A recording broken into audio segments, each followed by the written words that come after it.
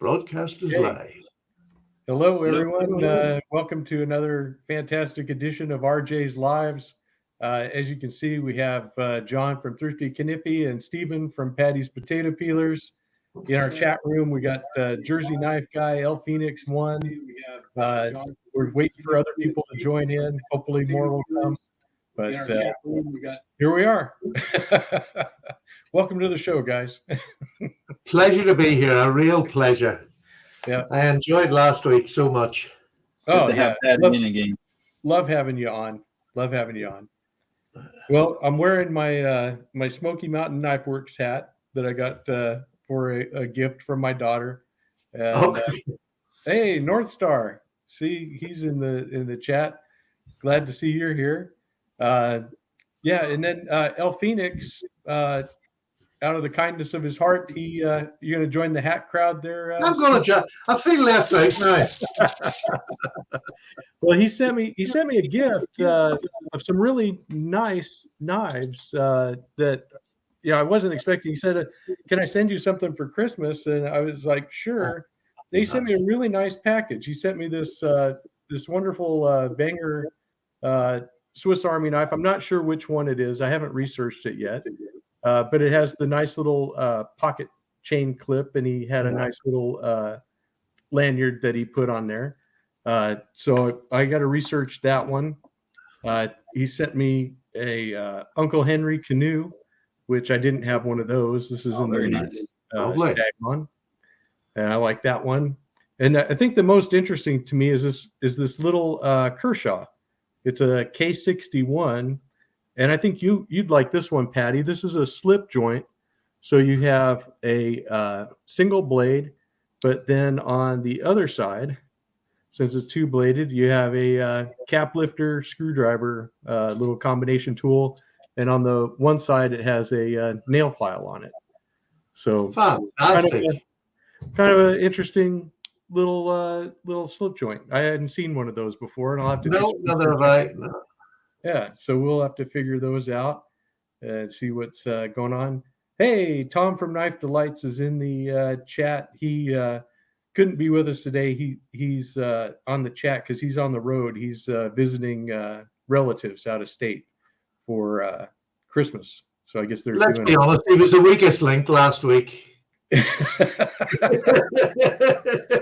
Well, Tom is a really good friend of mine, and as long as the checks keep coming, Tom, you'll have a place on the I love you, Tom. Yep, Tom is an awesome guy. He's sorely missed this week, that's for sure. So there we go. So I also had this lockback that I wanted to show you, Patty. This is a Rough Rider, but it's got your favorite shield on it. I forget, what do you call this? Is it the King William special or special, or what is that? The Dingleberry special. But it's a really nice little lockback. It's got that really pretty tobacco bone, and it's got a nice little finger choil there. I honestly think Rough Rider do the best tobacco bone out there. It's beautiful. It is. It's really beautiful, and so I wanted you to see that one because I know that you enjoy knives like this, and so I pulled that out especially for you because I knew you were going to be on the show this week. Hello, Look at John feeling left out there. Look at his wee face. Show him something.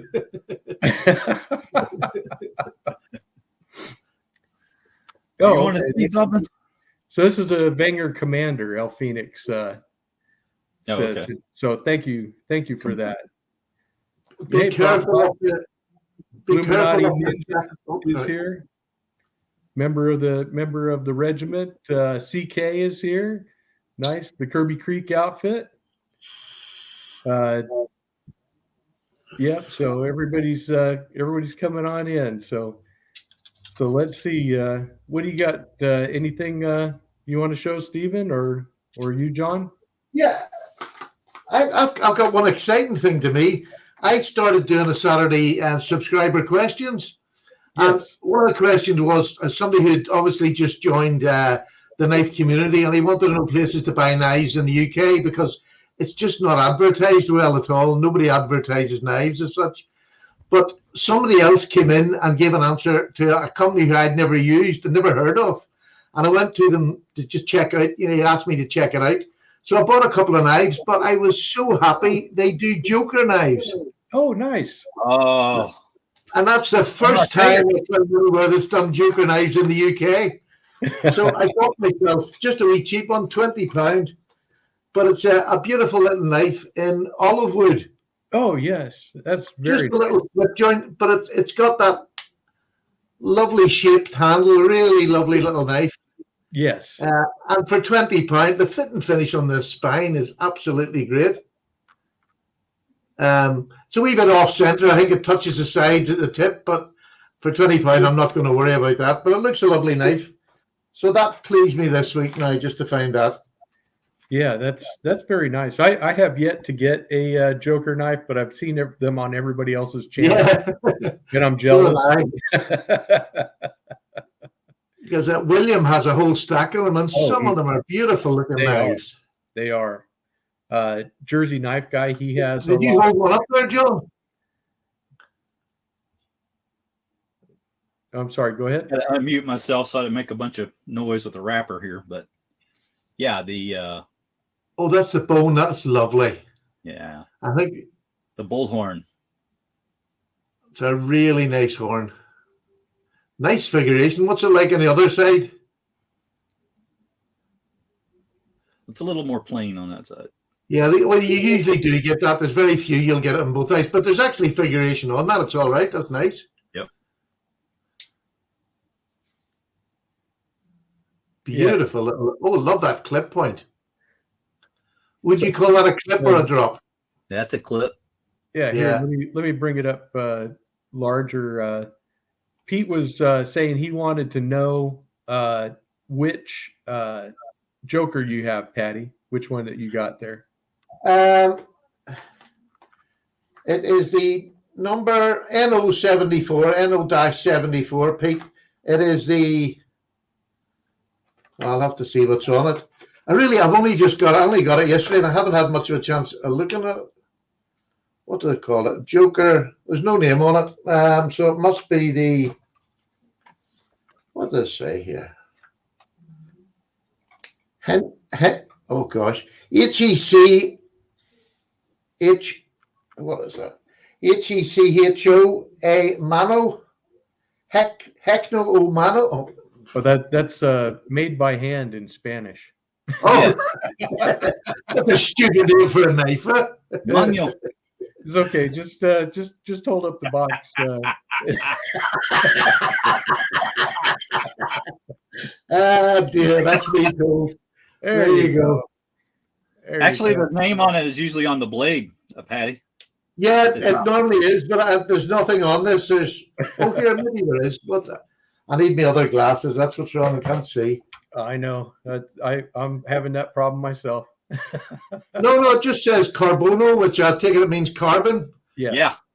That's why I bought it, because it was a carbon blade. It just says Joker on it. It doesn't say. Oh, okay. Get that. What was the model number again?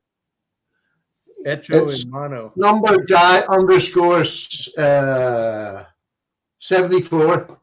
74. Okay. NO_74.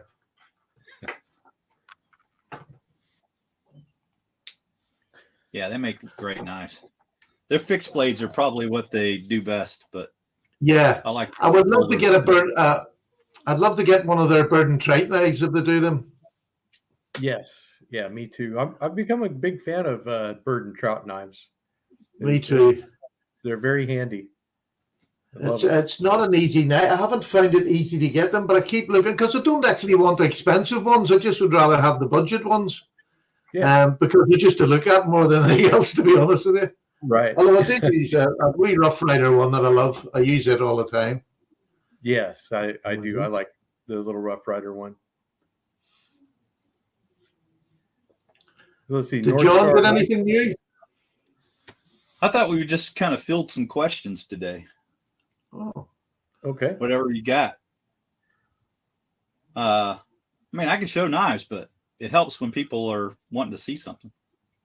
Yeah. Well, anybody in the chat have a question, or if you'd like to ask him a question, Stephen, go ahead. If you want to see one of his. Yeah. Well, look, do you know what I'd like to know? Because I'm going to start doing in the new year. I was saying about where I've got the equipment now, and I'm going to start doing little 15, 20-minute interviews of YouTubers who'd like to come on, maybe haven't got many subs, hopefully under 1,000 subs, but a wee bit over, it doesn't matter. But doing wee 50-minute interviews and putting them on my channel so that other people can see them face to face. And so I'm really looking forward. Would that be something your subs would like to see? I think absolutely. so. Yeah. I'm really looking forward to it, I have to say. I mean, whenever I bring up any of the analytics for my channel, you're always mentioned as another channel that my viewers watch. So yeah, we're pretty much in sync with the people that see our stuff, I think. Okay, here you go. We got a couple of questions, John. Okay. From North Star Knife Reviews, he wants to know what's your favorite new budget knife for 2022. Oh, wow. And also we have from CK, what is your favorite knife? So okay, now you're on the spot. Favorite budget knife of 22. Let me think on that a little bit. My favorite knife all time, probably I don't know. God, that's hard. I probably have to go with the new buck that I got, the 110, the one I showed last week, the elk, the custom one. Yeah, yeah, buck 110 custom with the elk handle. I'll show that one again if you guys want to see that, but I'll have to go grab the box. I would have to say my favorite new budget knife for 22 would have to be that little Walmart special, the one with the their version of the Axis lock. That looks so good. Yeah, I mean, it's just it's a good knife for a very low price. Anytime you can get a decent knife for under $6, how can you complain about that? And that's available for everybody. So that's. Well, I can actually match that because at that store that I was at the last time, I bought an old Whitby knife. It's a very old company in the UK, but they were selling these. It's a little Warncliffe with a wooden handle. Now, very, very basic, but the centering's perfect on it. It cost me just under £10. Sorry, it's a wee bit dearer, but just under £10. Yeah. I've had one of them. I've had one here for about 10 years. And it's still, I use it for all my bad jobs that I want to stick something in. Right. And like for £10, what a fantastic little knife. So budget knives are when I was growing up and you said China, everything was rubbish that came from China. But even their budget knives now at under £10, there's nothing wrong with them. I think this comes in at $8.99 on Whitby. A great little knife, and it's stainless steel. This one, that's why I got the carbon one for the other one. Yep, and then El Phoenix said he just got a right edge black pearl Stockman for $10, and that is a good price. Those little right edge, because we did the traveling knife on the right edge Stockman, and it was actually not bad for the price, and it had really nice covers on it, kind of a root beer color, but it was a very sweet little knife, 3CR, but not bad, for a budget knife. You can't complain, so yeah. my thought process really is, if it touched the one time that I'll probably need a knife during the day, that's fine. Well, of course, with a Stockman you get 3 tries. That is so correct. All right, so I got a couple to answer the questions. Okay. First off, if it's still available, this would be the budget knife of the year, in my opinion, in terms of what bang for the buck, because Chicago Knife Works priced this down to $8.67. Oh, wow. I didn't know they went that low on it. And it's just stupid for the money. I mean, I bought 2 extra just to have because it was so cheap. If I would have known that, I probably would have bought 2 more too. Yeah. That's I love the rope work that they have going around the bolsters. Is beautiful Yes. looking. It really is for such a cheap knife. Like, Yep. Yeah, So here, let me full bring 3-blade Stockman. You know, it's the Roper Ash Viper is the name of it. beautiful knife. $8.67 right now in Chicago Knife Works. If they're not already sold out, I can't imagine they would last very long. And as far as just the regular price budget of the year for 22, I'd probably have to go with this one, the Winter Bottom Bone by Queen. And this is around Fantastic. $15. $15. That's all more that is. Just a terrific Barlow. If you're into Barlows, this is a nice one. It's a beautiful knife. I'd buy it just for the handle itself. Beautiful bone. Yes, it is.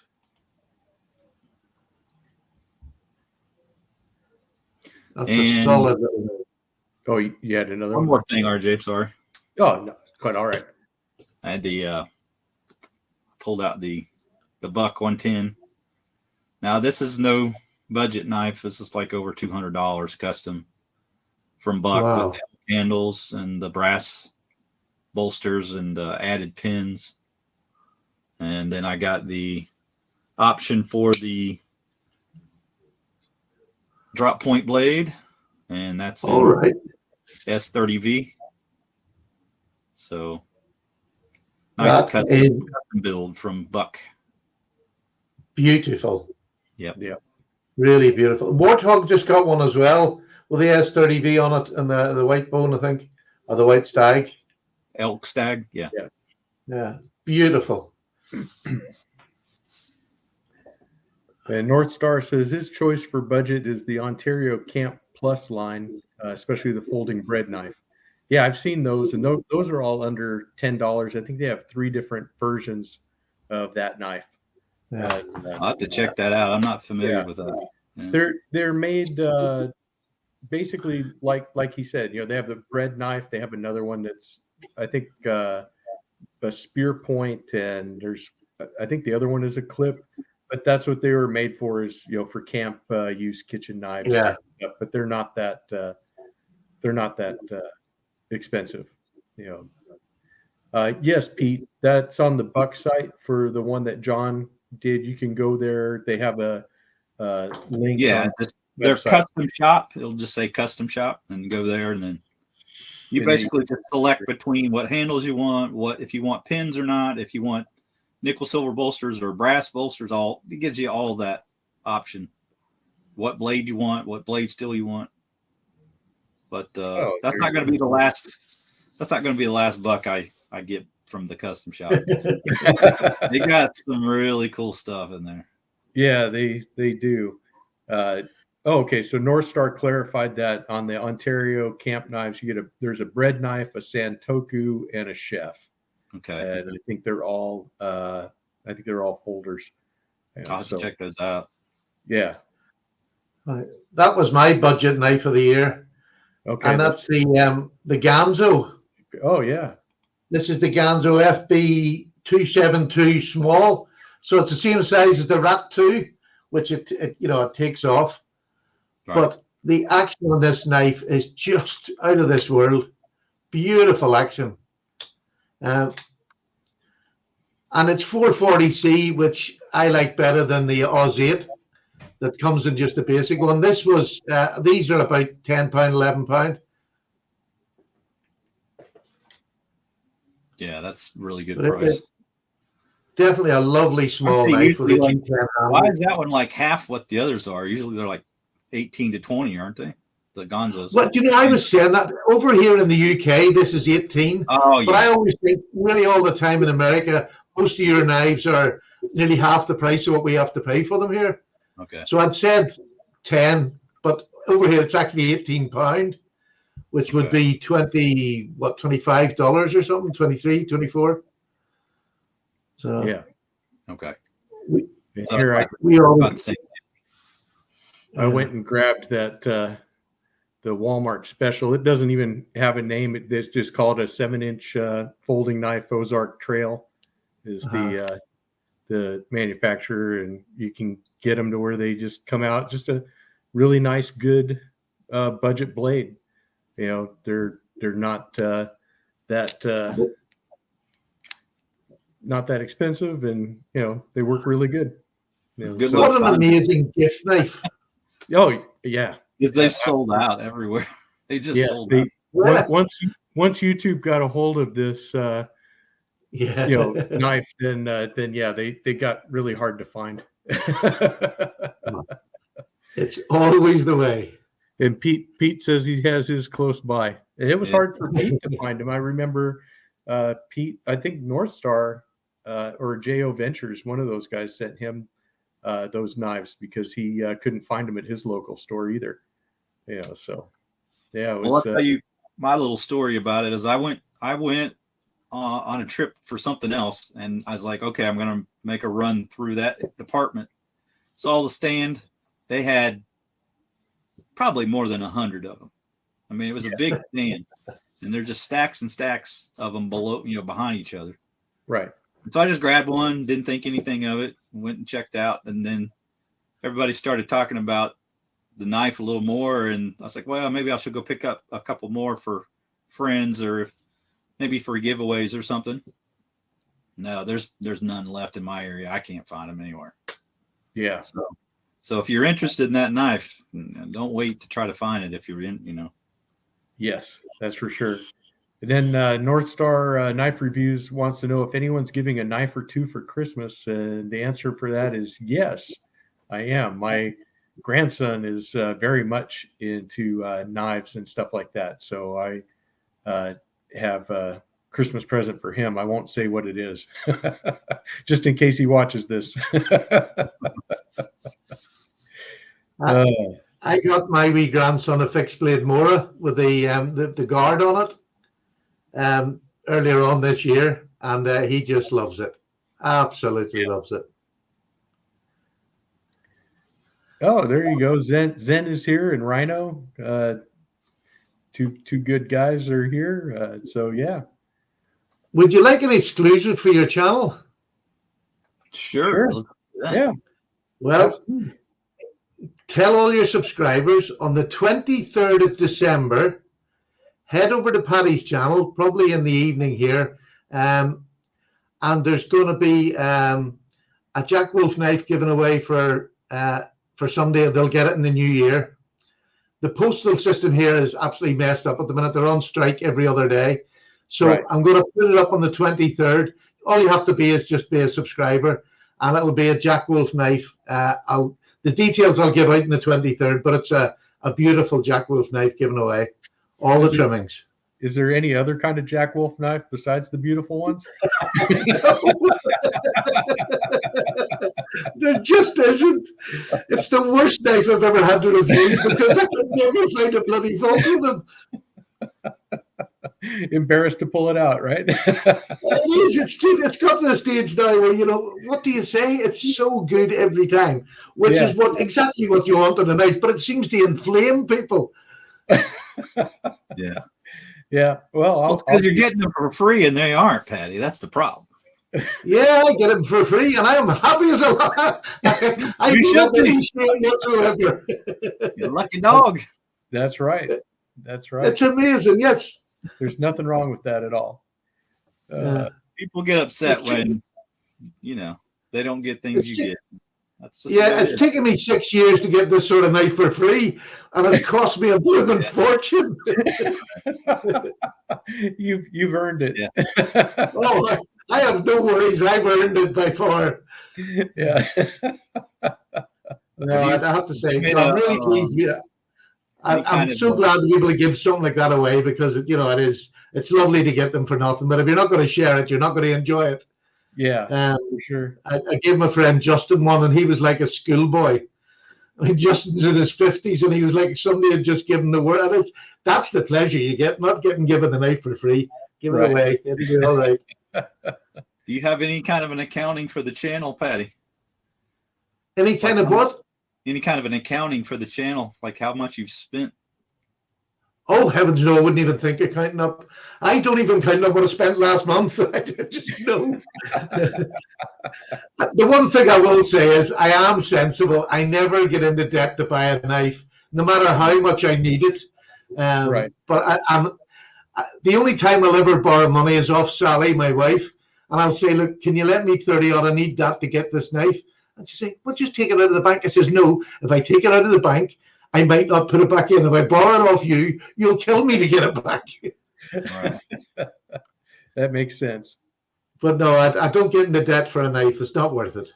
No, not at all. No, I don't mean like that. I just thought maybe you had some kind of an idea of how much you put into the channel, like a figure. It's got to be a lot. A lot, yeah. I mean, there was some years there when my parents passed, I was left a bit of money, and that's where I bought most of my GECs and the higher end knives that I've got in my collection. I'm now back to just a pension and my Navy pension, so I don't have that money anymore. So, Right. you know, I'm now back to being budgeted on what I buy every month. Yeah. And the other thing to do, the best bit of advice I can give somebody who's starting out is don't try to chase the next big thing, because honestly, in 2 months' time, that knife is gone. Right. Right. It's just gone. And you then have to chase the next big thing. And you're always selling at a loss if you want to do that. You're always selling at a loss. Yeah. But just never get in debt and sort of try not to chase. It's hard not to want to chase, because in the beginning you want subs, and the only way it seems to get subs is to have the new knives. And that goes for budget as much as it does for high end.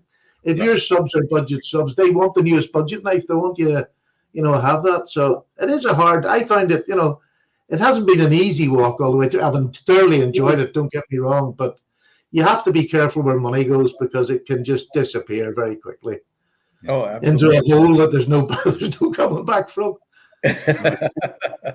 Well, that QSP Rhino, I'd love to own that, but it's just out of my budget, Yeah. But I'm the same. again, there's a happy thing. QSP are sent me the Hedgehog. It's somewhere in London at the minute. It's been a couple of weeks, but it's on the way to me, and I'm really looking forward to that. That looks like a lovely knife. You are gonna like that. I had the Micarta version, Patty, and I really like that one a lot. Yeah. I think that's what I'm getting, the Micarta. I'm not getting I see, what is it? The traditional pocket knives. He's brought out a titanium one. Yeah. Yes. And I've seen it on Lefty's video. So much thinner, beautiful looking action on it. Lovely knife. Yeah.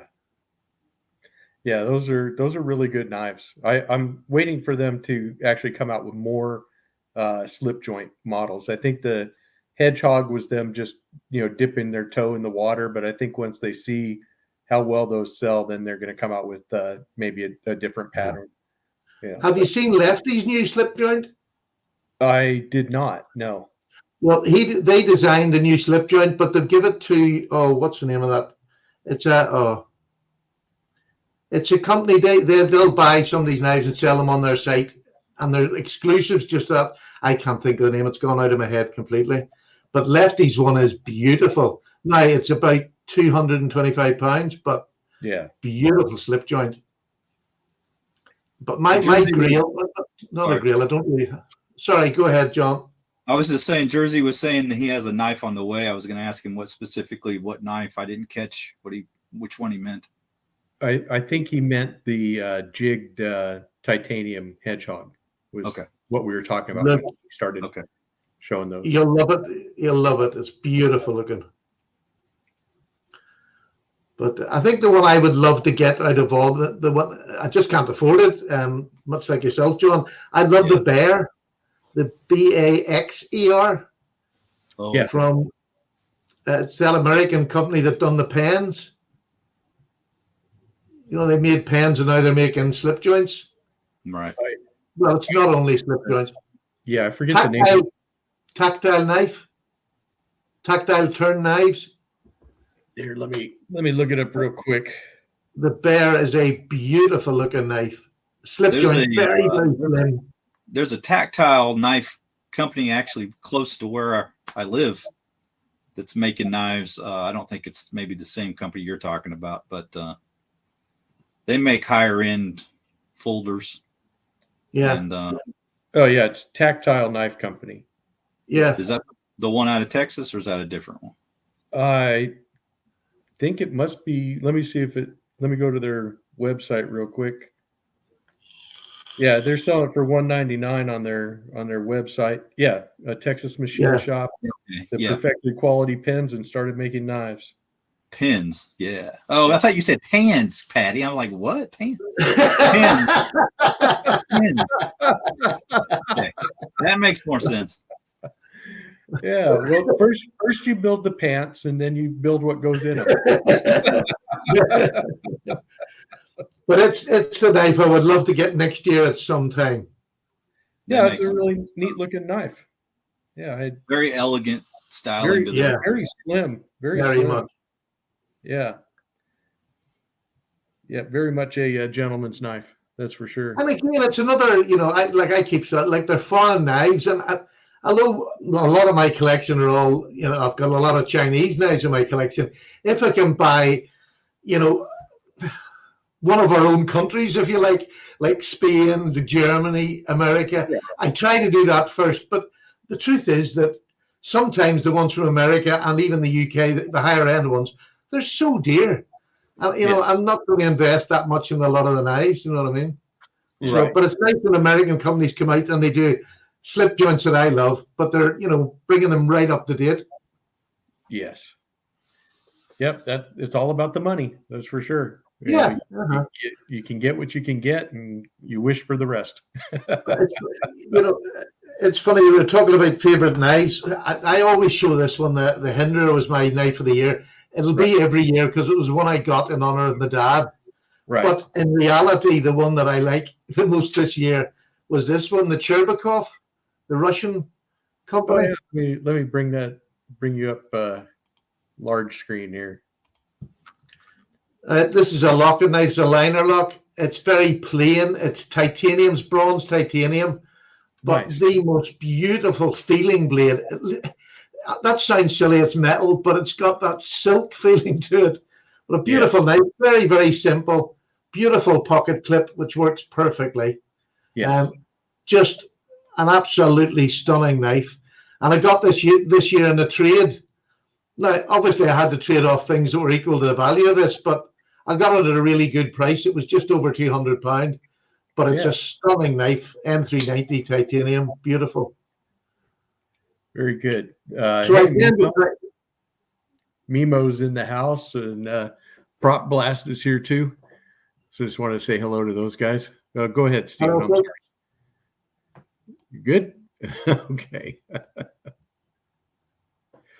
All righty. Yeah. Still one of my favorite knives. I brought it out here. Is still this little Rough Rider Reserve Barlow. You read my mind because I was going to pull that out. Oh no! Well, I'll have yours too. No, I was just thinking, is like there's another budget knife that I would have mentioned because the Winterbone Barlow is really nice, and I don't want to duplicate like Barlow again, but that would have been another selection. Oh, we can talk about Barlows. That's fine. Yeah, that's no problem at all. But yeah, I still love this guy, and for the price that you're paying for it, it's still a really, really great knife. I think these are still around $40 if I remember right. But just about £60 over here, but it's worth every penny of it. Yeah. So that's about $70 we have to pay for it, and I would pay it every day for it. Really worth it. Yeah. I've got it. I've got two of them there, and I just love them. Have you? Are you familiar with the Rosecraft Blades, Patty? Yes, I've seen a lot of them on YouTube, but there's no way to get them in the UK yet. Yeah. To be honest with you, I don't want to run them down because I've never had them in hand, and I wouldn't do that. But they're a bit fat and chunky. How I notice them on the screen anyway, they come across as if they're quite chunky and big. And well, I have one right here, so let me. You got the orange one, haven't you? For just in case. This is the Clinch River swayback, and really not too Okay, so if we compare it to the that Barlow, yes, it's a bigger knife than the Barlow, but It's not that much bigger. no, like here is everybody's familiar with the Rough Rider denim Work knife. Yeah, so here's this guy. So it's about the Oh same, no, that's you know. Now it's a little wider, absolutely a fine. little taller. Yeah. But then you get, that lovely bone and a really different Warncliffe knife, and with the finger choil there, it just, you can really choke up on it. It's just a really fun slip joint, and they did a great job on the bone, getting that color on there. Absolutely one of the nicest bones. Yes, definitely. Yeah. I would buy one of those. If that became available, I would buy that without a doubt. That's Yeah. So it's not really much bigger than this guy here, and this is the regular work knife. Yeah. Which is Yeah, a lovely, lovely knife also, which I love. I got the easy open one from. Where is it? Oh, sorry. I got the easy open one. Yeah. Same as and it's a beautiful knife. Really beautiful.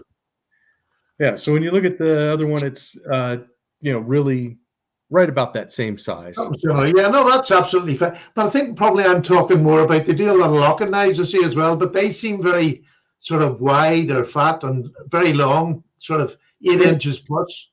Yeah, they're kind of long, that's for sure. I didn't think that because I have the Mohawk, and it's a long knife, but it's not a huge knife, if that makes sense. It doesn't feel too big in the hand. I can go get that if you like. I can. Yeah, I think I seen it last week, but I'd love to see it again. But the thing is, over here, over 3 inches, people are very scared of. So right. I know you're not allowed to carry them, but I would carry knives about the caravan park with me and things like that on my belt. Even nobody ever bothers down there. But once they see the big blade coming out, then people think you're a mass murderer coming. Yeah, it's true. It's true.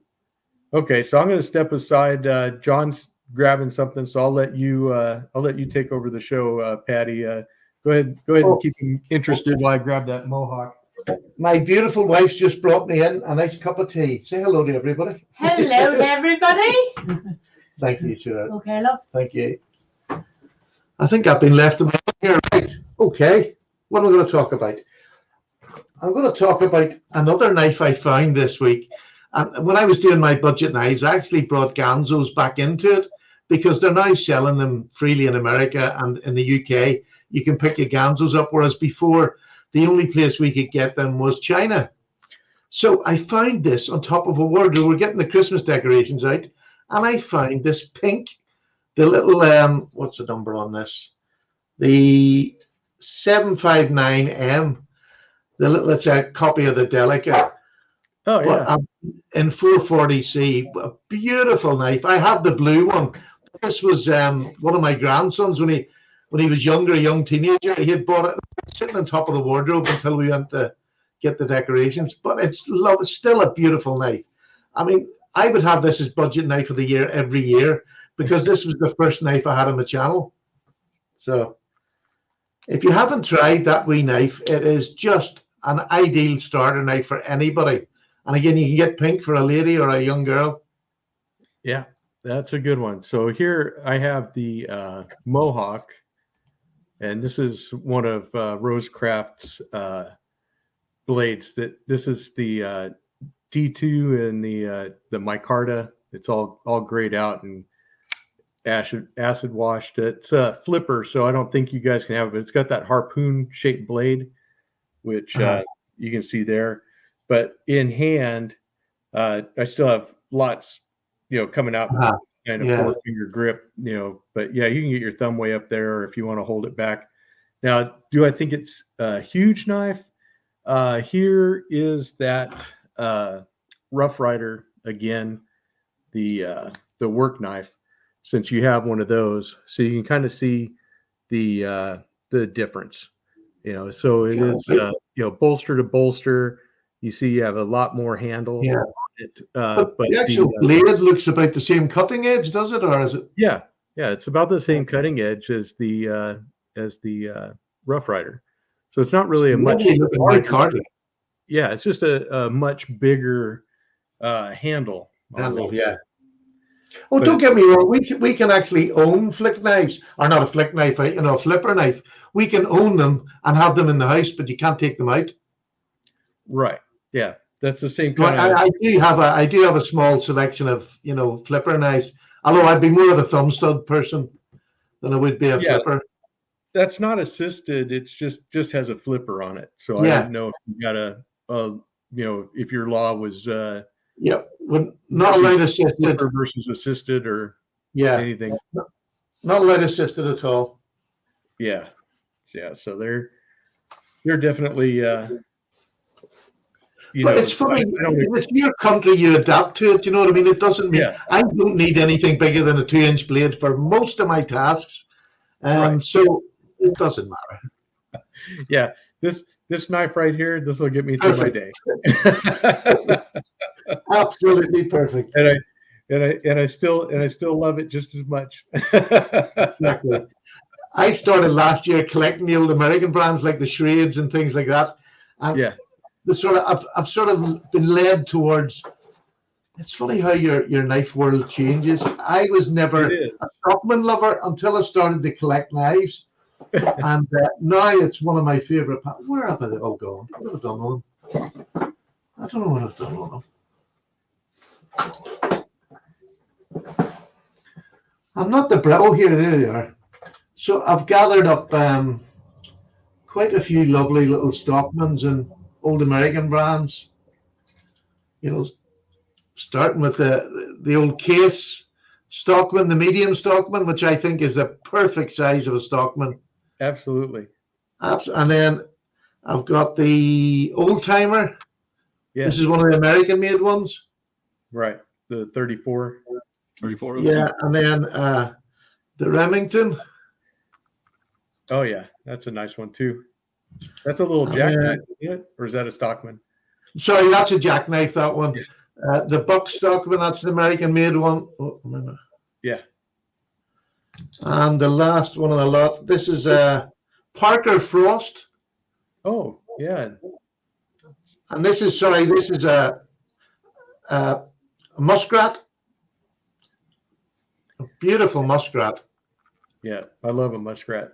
With a saw, it's not bone, it's I don't think it's bone, I think it's plastic Delrin or something. Yeah. But beautiful. It was my first Muskrat and I love it. Yeah. So that's where I'm going with my collection at the minute. I'm collecting the older American made brands rather than the Chinese ones. Right. And then this is probably one of my favorite that I got was an old PAL company. Bring that up.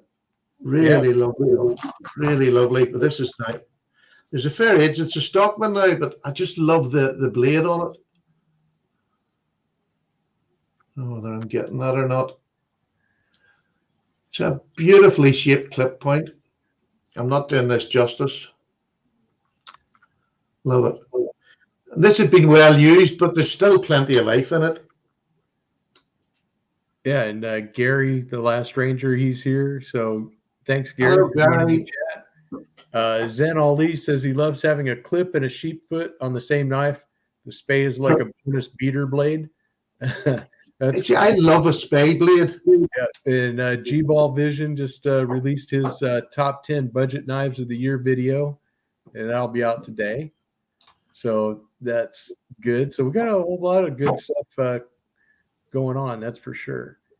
Let's see. I don't think I'm subbed to G-Ball. Yep. Let's see what you have there, John. All right. So we were talking about the hedgehog earlier, so I thought I'd bring that out. That's lovely. Yeah. Really looking forward to that. And the micarta on this is not like anything else I have. You can see how that has the bridged texture on that, on the top and bottom. Yeah. The layering is quite unique too, the way that they designed that. Yeah, So it's not Ricardo, I think it's a pretty special knife from Ricardo. You know. beautiful. I love that chamfer. That is gorgeous. Yeah, the texturing they did on that was awesome. That was the one I got to review that with the pass around group. So I don't have that one, but I really liked it. I like that a lot. Is it expensive, John, to buy? I don't even know what price they are. Was it about $40, something like that? Wow, that's good. So they'll probably be about £60 here, but that's well, it looks beautiful. D2, isn't it? I believe so. Yeah, I think so. No, actually 14C28N. That's right. Yeah, that's the one I'm getting.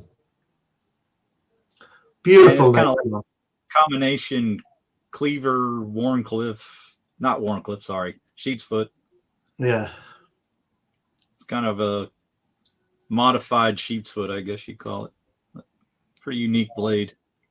I love the long pulls on both sides. You get the long pull on. It's a full hollow grind as well, isn't it?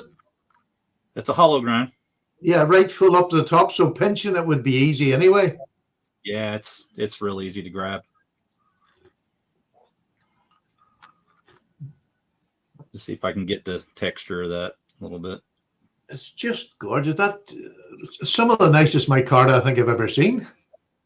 Yeah, it really is. They did a great job on that knife. They really did. Yeah, Isn't it scary to get them at that price? It's so easy to grab. Just nothing. Yeah. Nothing. Nice walk and talk, and that by the sound of it too. Yeah, it's perfect. It's ideal. So yeah, that's another candidate for maybe a little more medium priced knife. Not the budget knife of the year, but like a medium price. Yeah. I agree. And I got one other. I don't even know why I brought this up, but I was just going to ask Patty about it if he had this knife. It's no, but CRKT Venandi. Yeah, it's been in my cart for about a year now. We all have those. Yeah, it's one of them ones that I've got so many that look like, and I don't really need one, although I do want one. I'm the same way, Patty. I've been meaning to buy that since it came out, and then I go to buy it and it's sold out, and then when it's back in stock, I pass on it. So I don't know what that says about my buying habits. I guess the main reason I like this one is just if you're into really lightweight knives, this is yes. it. It's super lightweight. Yeah, I would say that's probably under 2 ounces easy, is it? I can wait for you. Let me see. Yeah. I have a brother single bladed trapper in that shape, that shape of pattern with carbon fiber, and it's near enough exactly the same shape, and also it keeps putting me off doing it. It's actually 1.65 ounces. Oh, you wouldn't even feel it. Not even 2 ounces. You wouldn't feel it till it hit the rib cage. Nah. That's right. Unless it was stabbing you, you're not feeling it. Do you have any knives that you planned that you want to get for next year? Yeah, I do. That's a good question, but I don't have a running list.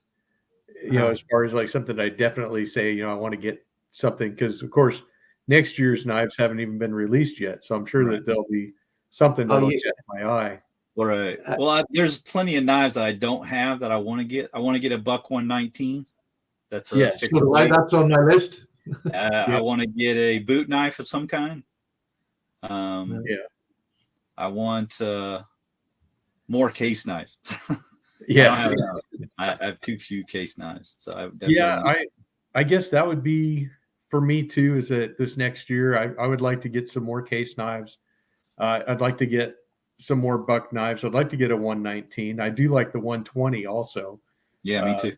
Is that the General? Is that the one? Yes, that's the General. But also on the other end, I'd like to get a Buck 102. which is their Mhm. small fixed blade. Small You know, ones. because I think that'd be a wonderful EDC knife. You know, because the big Yes, knives are fun, but I don't really carry them out of the house. You know, so, no. That's like a wee bird and trout knife, that one, isn't it? The one, yeah, what is it, 106, is it? 102. 102. Yeah, the 102. 102 and the 119 I've got on the horizon for next year. Yeah, those And are that definitely on the list. And the tactile bear is my expensive knife that I want for next year at some stage. But I'll just sell stuff to get them. Do you know what I mean? Right. I'll wait so long to see whether I can save it up, which I'm terrible at saving. Right. And then I'll then sell something and just buy it. You know what I mean? So Yeah. Yeah. Zen says we have to have 119s. Yeah, that's just it's mandatory. I got my first buck 110 this year. I'd never had a buck 110, and I got it this year, and it was beautiful. Yeah. But sadly, I had to let it go because I would never carry it. It's too heavy. It's not something I would carry.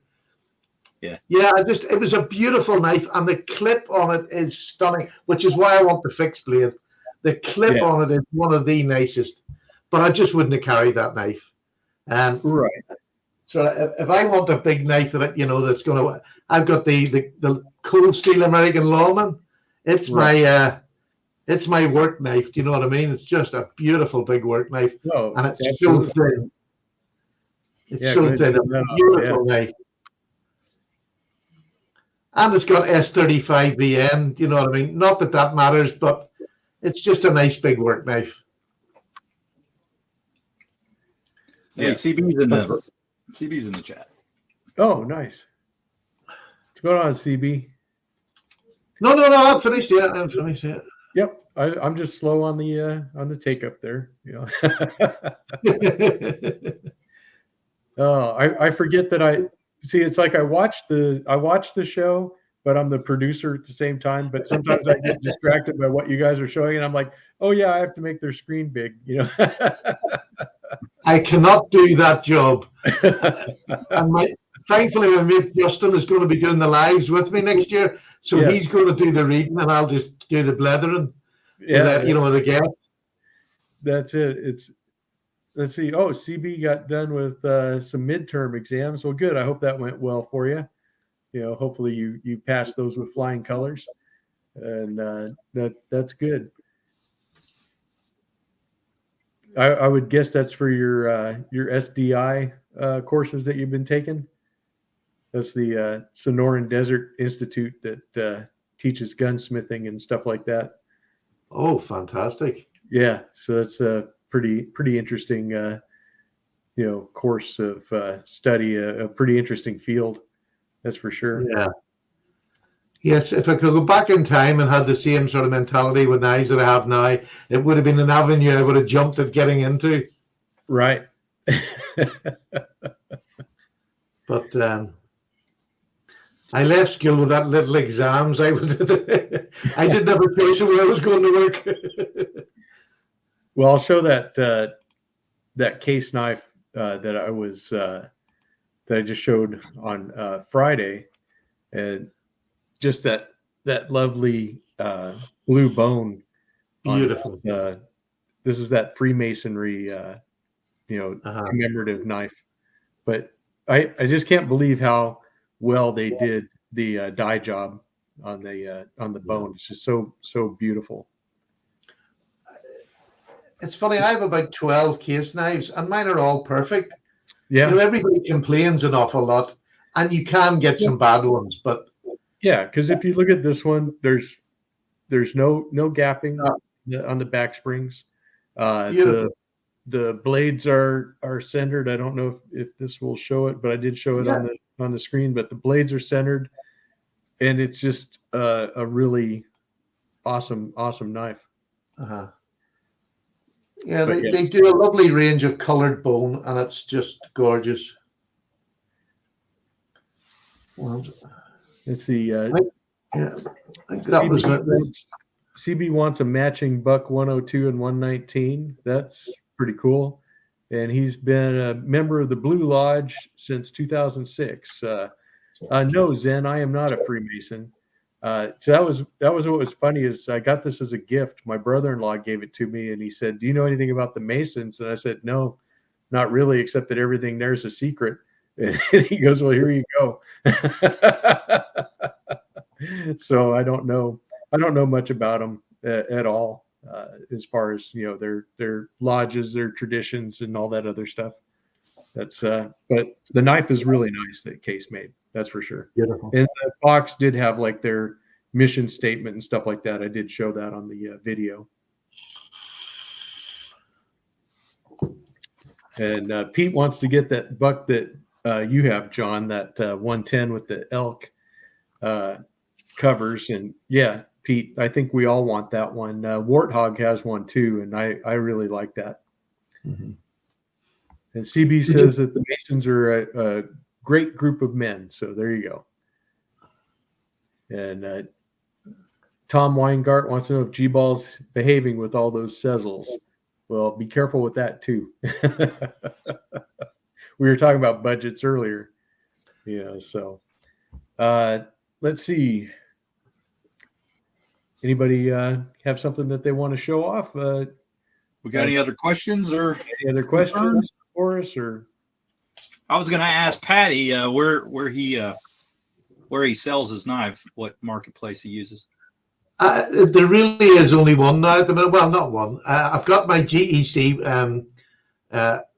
website, which is just for UK GEC owners, and we sell them at the same price as you buy them.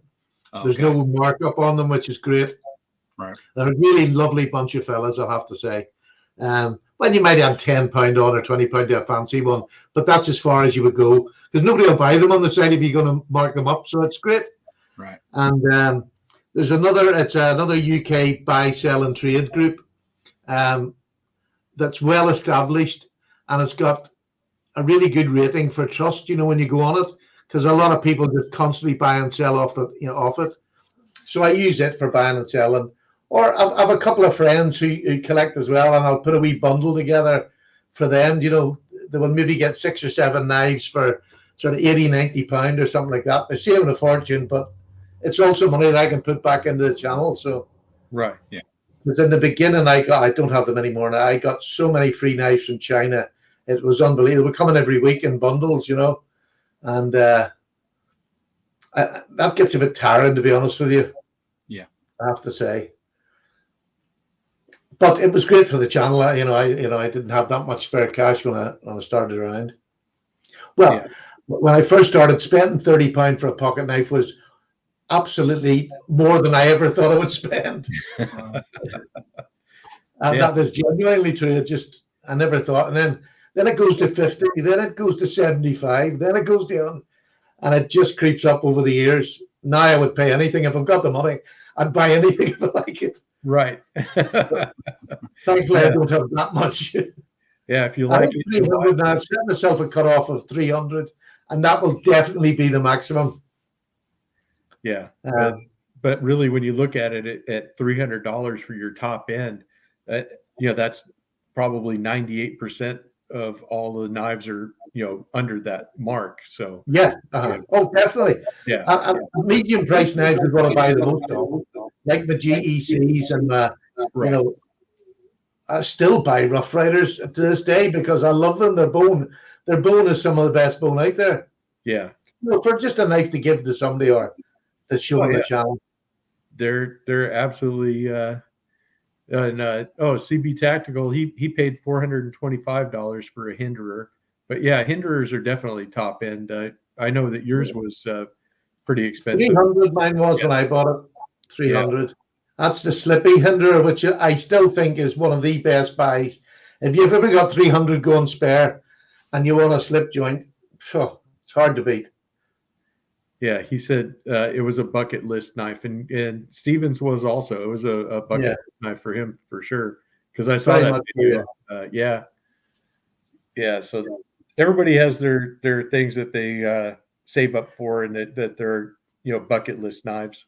That's for sure. Look, if you're not taking bread off the table and the wife doesn't mind, it's all right. Just That's absolutely It's correct. a hobby. I don't drink, I don't smoke, so Yeah, yeah, that's kind of what I say too. I don't drink, I don't smoke, and with this hobby, I get to stay at home. So oh, I've just been grounded for 25 years. right. My wife's 6'4" and lifts weights, so Oh, there you go. You better listen. she's She actually grabs you about by 5'4", and she's a mean right hook. That's a tall drink of water, if that's really what she was.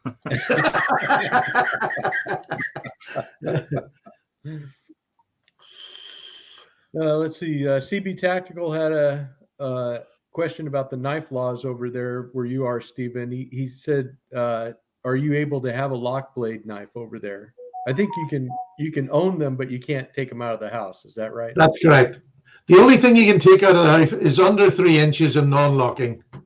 Right. And even then, if you're a young 20-year-old lad and you're stopped by the police and you've got one on it, they can still take it off you if they think that you're looking menacing or you're, it's a policeman's discretion. So Yeah. that's one of that. Once you hit 60, nobody bothers searching you. They're scared of putting your hand in the pocket in case there's wet wee in it. Right. Yeah, gray hair for the win. It's like I went to a fast food restaurant about a year or so ago to stop for lunch, and I went there, and they have a senior discount, but you had to be 65, to get it, right? And so this guy rings me up and he gives me the senior discount, and I'm not 65, and I told my wife, I said, I didn't know whether I was happy or insulted. Yeah. It's nice to save the money, but hey, I'm not that old. You see, when you two were young, were slip joints something you would have carried when you were younger? Absolutely. Yeah. That old timer that you were showing, the 34, Yeah. that was my pocket knife when I was a teenager. I carried one probably from the time I was about 14 or 15 until I went into the service. I had one of those knives was my everyday carry. Yeah. So for sure, we started in the slip joint world and then kind of went into the modern locking knives and the fixed blades, and then it came full circle, back to the traditional, kind of like Yeah. you. That's exactly the way I done it. Yeah. But the young kids of today now, I think because the laws are so strict, they're not interested in carrying a knife or a pocket knife. Do you know what I mean? Which I think is awful sad. I mean, Yeah. we used to go into the wee woods or forest and build forts, and you'd use your knife for whittling, and it was such a free, easy time when you think of it. Do you know what I mean? Yeah, it's like they're killing the culture. Yeah. Is what it's by plan, it's by design. I Yeah. think that they are trying to get a certain mindset among the people, and it's really kind of too bad because I think it really takes a lot of independence away from the average person. I mean, as a young boy, we used to go camping in the golf course Right. because there would be wee pine forest, not a forest, but and we Yeah. used to go in there and we had our wee hut up on the tree and sleep there. Nobody bothered us. Yeah. And as long as we weren't doing anything wrong with the golf course, nobody. But now they would have the police called. If somebody seen you going in across the fence, the police are coming to, and I just think, well, just leave the kids alone, let them play. Yeah. If they're not actually destroying things, then let them go. And then North Star has a question. He wants to know, how many knives do you usually carry? He says 3 most times. And I would agree with that. I usually carry 3 because I always have SD Classic on my key ring. So if I'm outside, I have that. And then I usually will have a slip joint and a locking knife. But a lot of times I have 2 because I'm testing them out, using them at work and stuff like that for, my YouTube reviews for later. How about you guys? Go ahead, John. I just generally carry 2 knives, and if it's at night, I'll take the like a mini flashlight. So I used to got one in a slip, and then in the other pocket, I have a larger knife. So, pretty much everyday carry anymore has been just a cheap Gonzo that I use for hard work. That one I don't want to clean every day, so I just let all the tape and garbage accumulate on the blade, and then the one in the slip is the nice Rough Rider or the nice whatever, And Right. usually I've got slips for pretty much every knife that I carry, so always in a slip. And like I've been carrying this. I mean, I never thought I'd use the little fob that Jo made so much. I've just been using that as just a pull. I let this dangle out of my pocket. Yeah. And then I grab it, just sling it out of there.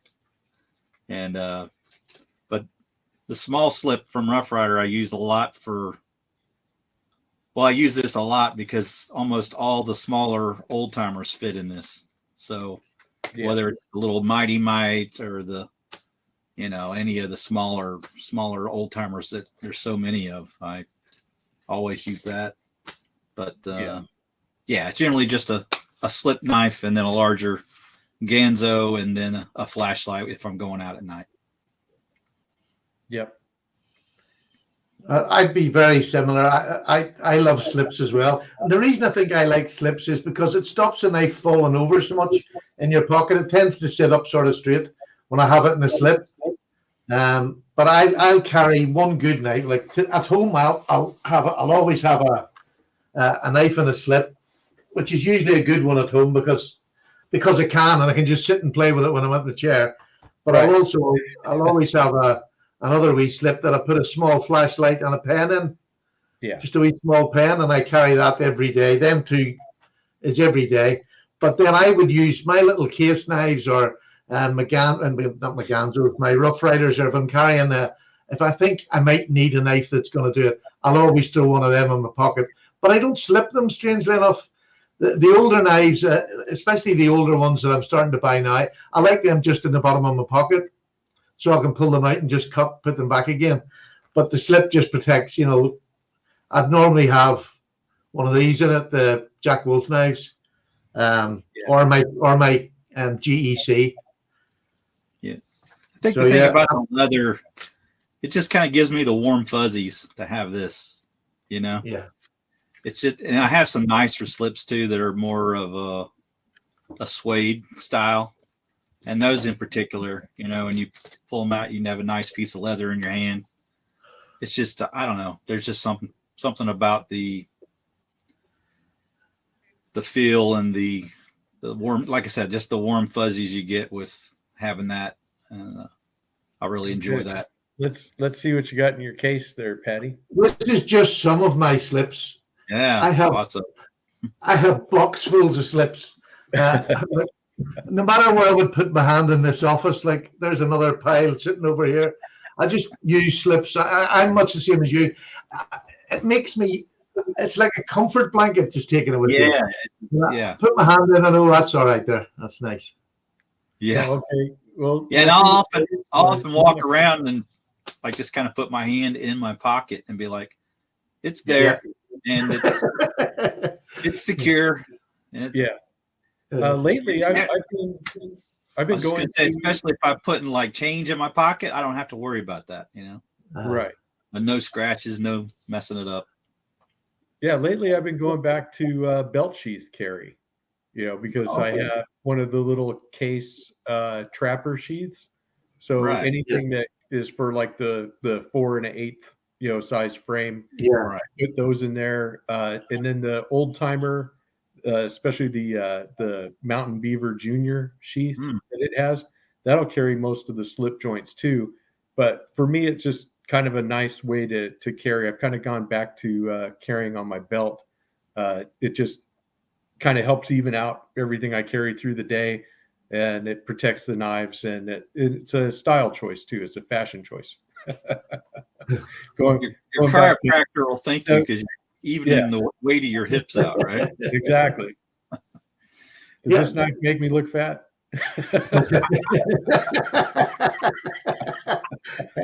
Tom, But that's what a I find is Tomism that- there, isn't it? But what I find is like if I have a knife like this one with a pocket clip, Yeah. I'll put it in my pocket. But then to have a knife with a pocket clip and then put a knife in a slip in the same pocket, it kind of gets really crowded fast. So it's just one of those things of it kind of balances out between pockets and where you're carrying everything and how much stuff you have. But I mean it's up to everybody's own preference. Right. It's funny. I don't know what it's like there in the States, but I mean, I very rarely have change in my pocket now. Very rarely, because I have my wee debit card that's got the swipe on it. Yeah. And even if it's a $5, I just swipe it now. It's so much easier than carrying cash. Well, the thing is, on weekends, I frequently go to garage sales, and that's a cash only thing. Same so here, same with us. So I'll have the change for that sort of thing. Well, we don't have garage. Sorry.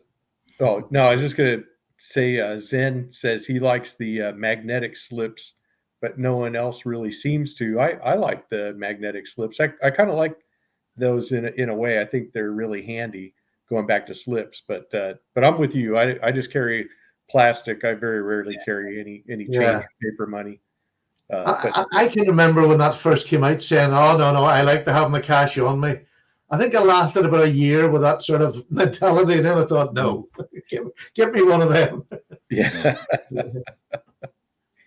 I hear you. Well, there was a time when you had to worry about having the right kind of card that they would accept. Yes, that's not a thing anymore. So there's no excuse not to just use plastic. But and then I wouldn't have carried the knife without a slip, because I always threw my change into my right front, which is where the knives are. So they were always in the slip then. I think that's where I got in. Like, that's years worth of collecting slips. I only have to buy a couple every month, or not a month, every year. And I build up. Slips are kind of a recent thing for me. They weren't really big in the U.S. that I know of. I mean, maybe you can correct me if I'm wrong, John, but in my experience, everything was just drop it in your pocket, and then you would just fish it out at the end of the day. And it wasn't strange to have a penny sticking out of your Stockman. No, but I think the mentality changed for me because I became more of a collector. Mm-hmm. So if I'm going to have 200 knives and I'm probably going to carry, I don't know, maybe 70 knives over a course of a year, then there's no sense like tearing all of them up. You know what I'm saying? So I decided, hey, let's just keep them all nice and then have a few beaters in there mixed in where I can do that, where I'll just say, I don't care about that. I'll just throw that in the pocket. I mean, I have maybe like a couple of knives like that. I have that Heritage Bruin. I don't care. I just throw that in my pocket. Anymore. I never used slips till I came on YouTube and seen people with slips. Me too. Oh, yeah. And then I got into this thing of buying slips, which is another hole you go down. Yeah. I can thank you for teaching me about slips. It's funny. Before, I only ever had beaters. I never had knives that I thought, "Oh, that's lovely. I'll carry that today." It was one knife till it was broke, and then I got another. Right. Well, the mentality changes once you become a collector. And I was in the bushcraft in my 40s. I was in the bushcraft. Used to take myself off and just go camping in a wee forest, and it was all cheap knives like Moras and Opinels that cook to cut my meals up. Right. So I've never had anything that was pretty. I mean, now I have ones there that I panic if I drop them on the floor. I'm in a state of panic in case I broke something. Yeah, it's true. It's funny. Now that's one thing about like having an old timer. You got Delrin handles. Yeah. If I drop this, I don't have to worry about it breaking. No. I got some nice bone cover, and it hits the ground. It's going to snap right at that pin. It will. It's going to hit right there where it's most susceptible. Exactly. It's like dropping buttered toast. Right. But isn't it wonderful, the different roads coming into knives can take you in so many different roads. That's the exciting part, because Yes. if you were just, I think if I was just to do solely knives for 6 years, I'd be burnt out. But it's nice to be able to do different things like this. This is different. I mean, Right. yeah, we're showing a couple of knives, but it's not an in-depth review, or it's not. Yeah. You just, and it's lovely to see what other people have got. Yeah. And I prefer that now than seeing the newest knives. I'm going back to the stage where I like seeing the older ones. Yes. And that's what my target is for this year again, is to get more and more of the old American pattern and the UK patterns. Yes. Because they sort of, to me, it's not that I've picked two countries. The UK sent more knives to America than anywhere else in the world. I mean, they were feeding America with knives for years. Right. So I love that sort of joint history, even just on knives. And to get the old American ones and the old British ones, and you match them and you see where they took that pattern from. Right. And it's cool in America that, as people immigrated to the US, and we had the people coming from England, we had people coming from Germany, we had people coming from all these other European countries, and they're bringing their own take on knives and what their experience was with knives. And then it kind of melds together and becomes, kind of like a newer. Yeah, mongrelized. There were so many people coming in. It must have been amazing. Right. Yeah. So everybody's just kind of changing stuff, and different communities brought up around different knives and stuff. So it's really kind of a neat thing. I think a lot of people forget just how many Boker knives, German knives from Solingen and that area of Germany that went to America along with the British knives. Absolutely. It's a huge amount. And an awful lot of German and Irish and English settlers all moved over there that were knifesmiths, and yeah, it's such a wonderful history when you go back in it.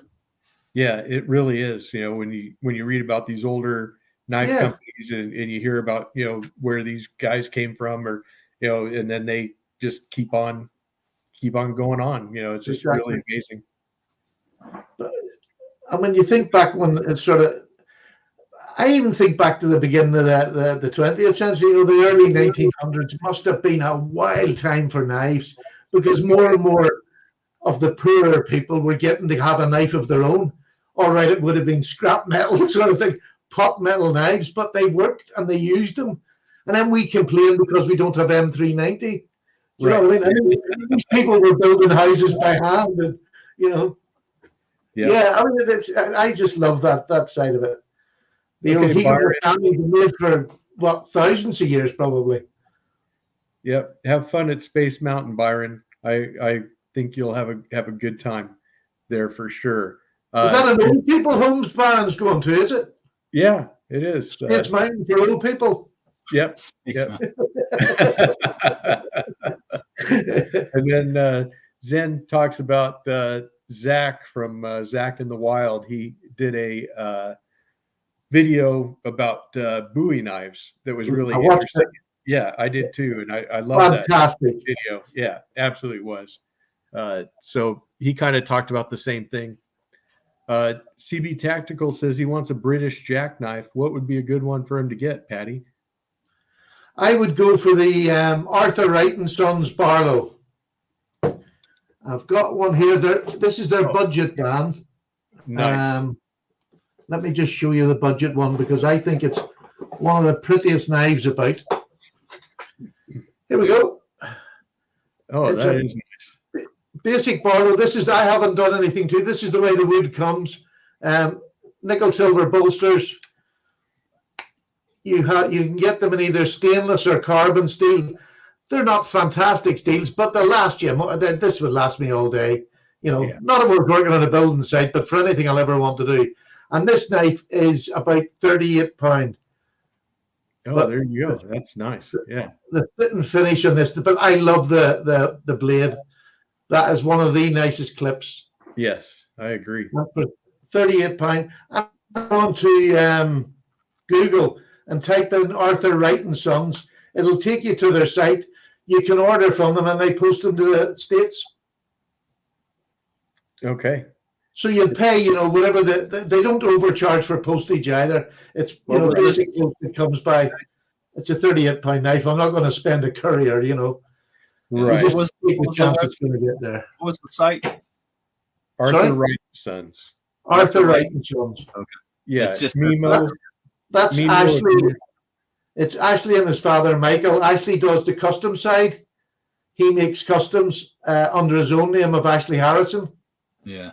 That's all my custom knives. When I say customs, his prices compared to, he's a little messer, so they make the basic old-fashioned British knives like that Barlow in the factory. But at night time, he goes in and then does his own. Okay. The same shape blade, but this will be an 01 tool steel. You've got. Did you freeze up? He kind of froze up. Oh, There we're you back. go. There he We're goes. back. Okay. Let me bring that up larger so you can see that. Some of the nicest abalone I've ever seen. It blew my GEC abalone out of the water. I actually sold the GEC one I had when I got this. So nice. But Ashley makes this for about 100, 120 pounds. Yeah, that's cool. Hi, Stacy. And that's completely handmade. Yeah. And I was going to say, let me just show you the back spring. Oh yeah. oh yeah, really nice. Yeah. There you go. You see the line up the center? It's like a floral line up. Yeah. That's traced by hand. His father done that. He does the side. He done the side, and his father traced that with a hammer and chisel up the center of it. Unbelievable. Really nice. So I yeah, got a you few don't have to say the whole. Got a few knives, RJ. I'm sorry. Said I got a few knives to show you. Okay. We're talking kind of like knives for not carry. It really just more for historical significance. And you've got like a Higanakami here, this Japanese knife, and it's just a friction folder. I would never carry that. I mean, it would be so uncomfortable. Not to mention the fact that a friction folder is pretty impractical when you have a lockback. But this is what people used back in those days, and this is extremely historically significant. Yeah. If you want to go old school, that's what if you want to go old school and do some true collecting, and this is not a knife, like I said, I'd ever carry, but you've got that I forget how, someone can tell me better than I could tell you, but it's got the three pieces of metal. You've got the harder metal in the middle or something like that. Steel. Yeah, blue temper steel or whatever it is. Blue paper. That's what that is. Yeah, and you can see the shape of that blade is like the old samurai style shape to it. Uh-huh. So just a really historically significant knife, There's lovely old videos of the men in Japan sitting at the side of the street making them. Right. And here's another like that. This is the Messer. Yeah. Yep. The black cat. Black cat, and it's actually, if you can stand to carry it because of the discomfort, it does have a lock on it. It has that, what I call a seesaw lock. Yeah. And you just press that on the top there, and it folds the blade down. But one of those early lockbacks. But again, that's an Otter Messer German knife. Yeah, they would have. The old Americans the old American GIs used to bring them back from the war. They brought them back to America from the war, and over here in the UK. And some of those were like kill prizes. You know what I mean? Little bit of a dark history to that, but yeah, definitely it was a thing where they would take people's stuff off of them and bring it home with them. Well, I mean, some of them British soldiers come back in the trenches. That have took the boots off them because their boots were rotted. They'd been in wet trenches for months sometimes, right. And their feet were messed up, and they'd have took a pair of boots off anybody, just to keep their feet. Yep. But not the sort of war. lot of history to it. So yeah, that I like historically significant knives, even just to have, to say I have, because of what it meant to the history of the knife. So it's not always just about carrying it. It goes deeper than that. I collect the old quill knives, the quill for cutting your quill. I have some of them from the 18th century, and they're just, I don't even clean them. They're that old. I wouldn't even try to clean them. I'll just keep them nice and dry and whatever, but I don't use them. But there's some beautifully engineered knives for what they had at that time. Right. They're amazing. Yeah, and it's just a interesting thing to think about how people lived during those times and how much different it is from how we live today. That's always. And then Zen Ali wants to know, where's your Duke TK? Do you have one? Oh, I've got one. You must see that. Okay. Yeah, sure. Yeah, talk about a dark history. Woo. There's one. Oh, this is. Maybe I should have had this show at night. We could have called it RJ's After Dark. It's night here. I'm getting scared. There you go. Why are you scared? You got a 6'4" Irish woman to protect you.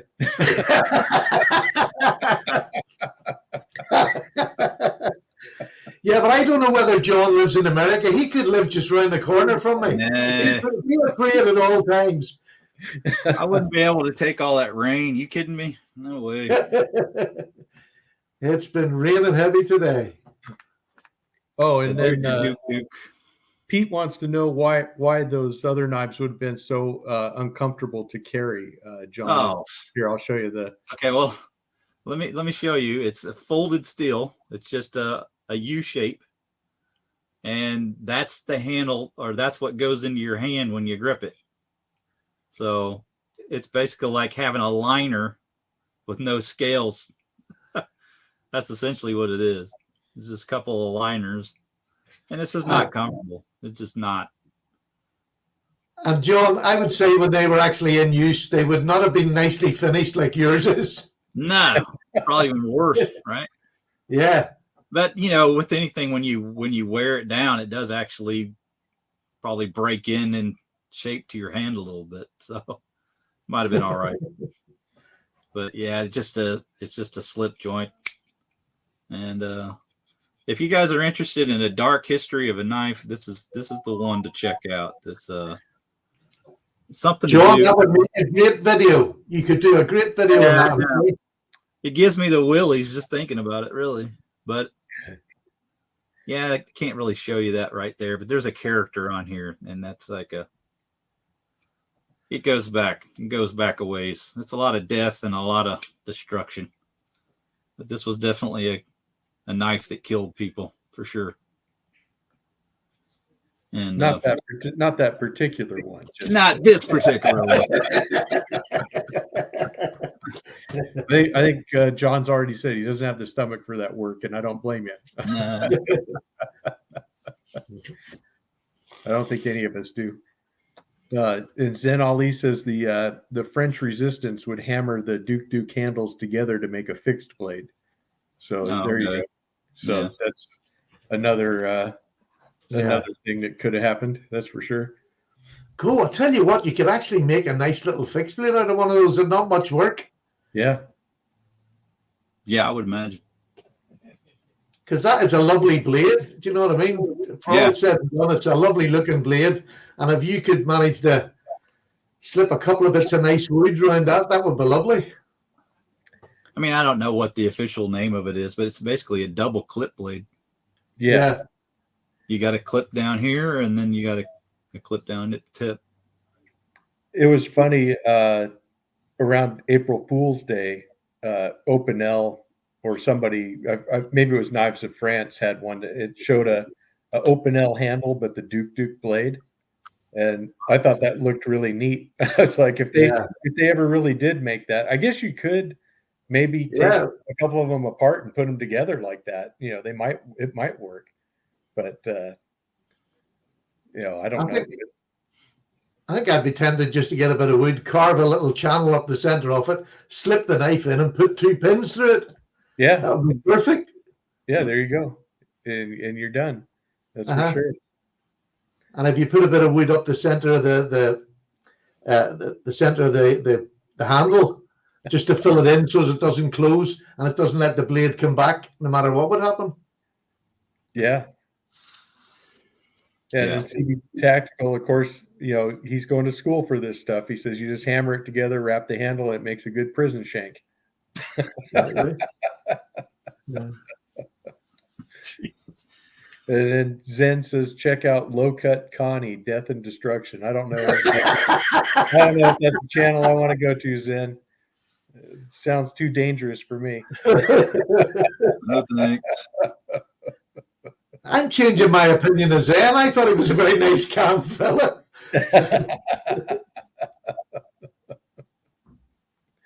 It's the song of the week, he said. Oh, there you go. And Talking of knives at France, have you ever bought any of their knives yet? From who? Knives of France. Oh, the brand? No, I haven't. Yeah, Is it a brand or is it a store? Yeah, they're actually a store in, is it, where are they? I think it's Midwest or something like the store is. In America, they sent me this one for review, and I'll have to say, this is a beautiful knife. Look at the horn on that. Let me bring that up full screen. Yeah, that is beautiful. I've got a wee review on this on the channel. It's a beautiful knife. Look at that blade shape. That is a drop point and a half. That's really beautiful. Lovely horn. Again, you get one good side and one not so good. But I mean, that one's translucent. You can see right through the bone of the pins. It's not the best fit and finish in the whole world, but it's very secure. Slip joint again, but you can't slam them because there's no stock pin or anything. You just have to gently put them back in. But again, that lovely shape, a really nice shaped knife. I think they're about $83, but I have to say it's well worth it. Beautiful knife. Yeah, I follow them on Instagram, and so I see the knives that they have for sale all the time, and they show a lot of knives that I've never heard of before. Yeah, and it's really very interesting. The knives that they have, and they are really cool. So I think just Paddy's. What is it? I think it's just Paddy's potato peelers, and you get 10% off. Nice. So if it's not that, give me a ring and I'll give him a text and find out. In fact, I'll try and do that for the next time I'm on your show. Okay. But I mean, they do really the cheaper versions. The work knives, like the Duke, that sort of price range, and they go right up to the Legouls and all that sort of knives. Right. Which are beautiful. Yeah, those Legoul knives are really nice. Yeah. Funny, I'm just about to do a video on these. This is my steak knife. This is a Lethers. Beautiful knife. Oh yeah, I like that. And this is like a buffalo horn. It's very hard to see. You can see the pattern here. Yes. It's in the wood. And this has been a distressed bit of bone or whatever there, but it's absolutely beautiful. And that's my steak knife. I think that's in 14C28N as well. But lovely knife. Oh yeah. Yeah, it's nice. Yeah, neat stuff. That's for sure. Okay. So many European knives that I just don't even know exist. Yeah.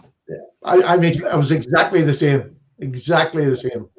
And it's lovely when a lot of my European ones are the older ones, and I buy them cheap on the cheap sites. So although Etsy used to be a great place to buy the older knives, but they've made the rules so difficult for the sellers on Etsy now in the UK. You very rarely get a knife now on the site, which is terrible. It's really disappointing because that's where I collected the old quill knives and all. I used to buy them on there, and the solid silver knives. But you can't get it. It's so difficult to get them now. Yeah, that's for sure. Yeah, it's got to really be a hardship having the laws you guys have. And Well, do you want to know something? when you watch the news every weekend, and in the major cities in the deprived areas, the amount of kids getting stabbed, they're in their 12, 13, 14, 15. Every weekday, every weekend, there's somebody getting stabbed. And I can sort of see, I wouldn't like my grandchildren going out in that estate without one, but I mean, it's too dangerous. Yes. Well, don't send them over here; they'll get shot. And Yeah. that's the perception anyway. So Trust me, if I could have a pistol, I would carry a pistol every day in life. And I have no intention of shooting somebody, much like I'll never use my knife in a fight. Right. But I would carry one. Yeah.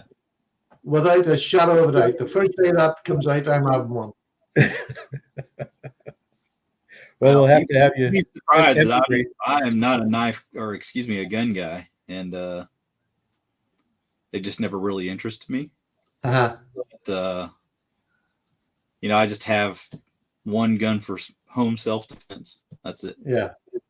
But that would be lovely. That's what mine would be used for on the stroke on the weekend. Yeah. Because I certainly don't want to get into a gunfight. Yeah, but that's not normal for Texan. I think I'm pretty much in the minority there. Yeah, minority. Yeah, definitely. I mean, Definitely. they can walk about with an AR in the street, can't they? Just I don't know. I've not seen the AR, but yeah, definitely most people have sidearm. Yeah, a lot of them. It's funny, you know the way the news always gives you the bad side of things. Whenever there's trouble in America, and you see the people coming out in the street and they're carrying ARs and a blooming big katana, and I'm going, bloody hell! I thought Northern Ireland was bad, but this is getting ridiculous. It's blown out of proportion, but yeah, of course it is. Yeah, of course it is. But yeah, there you go. CB Tactical says, "Come hang out with him, TK, and he'll convert you." Yeah, I'm sure he would. I'd be there a week and I'd be shooting a bazooka. I mean, this is fun. Hey, I'm carrying this over here today. I'm sure he would. It'd be fun, but I don't know. You got a 17-year-old kid, and you don't want to encourage anything like that. So no. Well, yeah, I tell you, what kept me from getting into guns was a little bit of a sad story, but my mom's sister had a son that's probably would have been, I don't know, 20 years older than me. And he died at age 11 when he decided to show his friends a shotgun. Oh. That kind of stuck in my head for a long time. So, things like that. That was sticking in your head, yeah. It's pretty heavy. So, yeah. I didn't really get interested in knives at a younger age, so I think that really affected it. But I don't hate them. I just feel like I don't need 40 of them like I do knives. Neither did I until I started collecting knives. Right. That could change. One's all I take. If they dropped the laws here, I'd be living in a bunker out the back of my garden with a shed load of rifles. Yeah. I've always. In fact, it's funny because one of the things that happened that sticks out to me from when I was a kid was, I was always interested in knives and swords and axes and all that sort of stuff, all the edged weapons. I'd look through the encyclopedias and look at the old knights and the pictures that they had in there of the Vikings and all the other stuff that they had. So I was at a grocery store with my mom, and they had a Gun World magazine, but it had a thing in the lower corner. It said, "Win this knife." And so I thought that knife looked awesome. And I was like, "Hey Mom, can I have this magazine?" And she's like, "Yeah, sure. Whatever." And she bought it. And then of course, then I'm reading articles, and they had stuff about, all kinds of stuff. They had, guns and, knives and black powder rifles and all kinds of stuff. And I just kind of fell in love with the whole thing, at that point. And so I was kind of, knew that, someday when I was able to, get into having knives and guns and all that other stuff, that I would, so that was just kind of my introduction, I guess, to it there. And I fell down the rabbit hole, from there. Yeah. Yeah. I I mean, think if I when had I been in the grew up, military, that would have changed things too. That probably. But Yeah. all my family is in the military, and that's why I'm not in the military, because I heard all the bad side of it. The things you don't hear when you go to the recruiting office. They don't tell you all the stuff that you should know.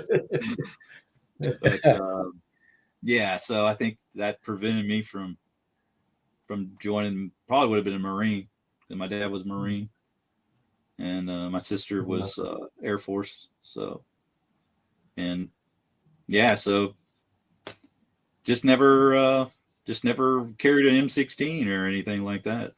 somebody had to look after the wives. Yeah, Right.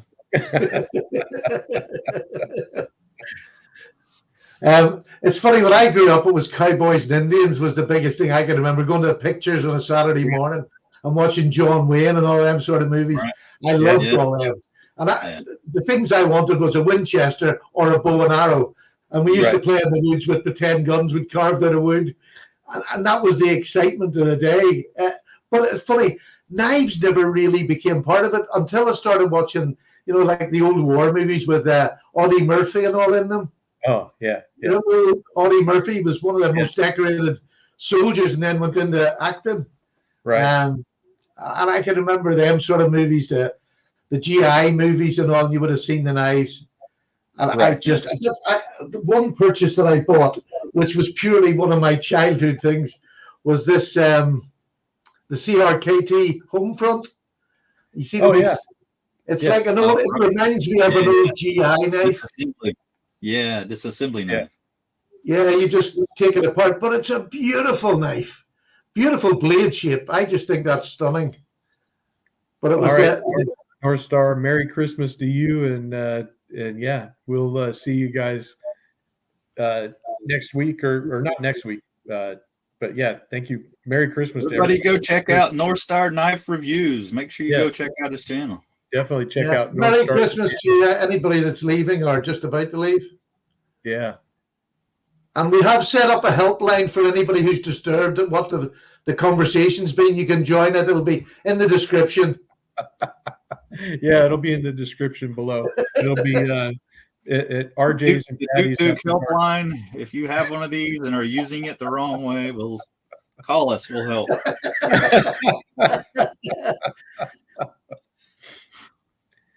Here's the other joy. The other joy about this hobby is sitting talking across the world in your front room. Yeah. To a complete stranger you're never going to meet, and yet you feel as if you've got that bond. Right. Very strange bond, but strange bond. James Bond. Yeah, he makes movies, right? Yeah. He's real. It was in color. Well, that's for sure. That is for sure. Yeah, if it's in color, it's real. But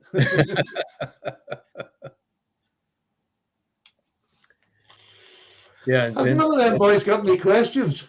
His favorite part too. Yeah, I don't know. Does anybody have any questions? Anybody? Seamus says that yesterday he received his first handmade knife from a maker on Instagram, and he's really liking this little fixed blade. That's awesome. Yeah, if you can tell us about this maker or describe your knife a little bit, that would be nice to hear, because we're all about handmade knives. We love that stuff. Yeah, there's a big craze in America with the wee tiny fixed blade knives that some boys make, and he makes them by hand. They're about £200. They're about this, they're about 6 inches. Wow. 5.5 inches, 6. They have a lovely name, but I've forgotten it, which is nothing unusual. Lefty had one. He's bought about 3 of them, of course. Yeah. But tiny little, and they're in a little sheath, and they can go in your belt, just side carry. Beautiful little, or they can go in your pocket even, they're that small. And that's kind of been the knives I've been interested in lately, to tell you the truth, is these smaller fixed blades that are, maybe, probably 7 inches overall for the biggest ones, but then, 6 3/4, 6.5 overall length. And those are fantastic, because you're looking at a blade that's 3 inches or a little smaller. Yeah. And you have a nice handle. And those are something that I definitely have been they've been catching my eye and my mind more and more. I'm actually going to order the wee CRKT Minimalist. They brought out some new ones, and they're an 8CR13 instead of 5CR. So I'm going to get one of those and try carrying it as a fixed blade, around the house or whatever. I would never take it out, honestly. But and they, I don't know if you can get it. Smoky Mountain Knife Works had a exclusive with the CRKT Spew that they made it into a D2 blade. Right. And there's is that the Mini Pro Hunter that you're showing there, Thrifty? You're muted, John. All right, sorry. There you go.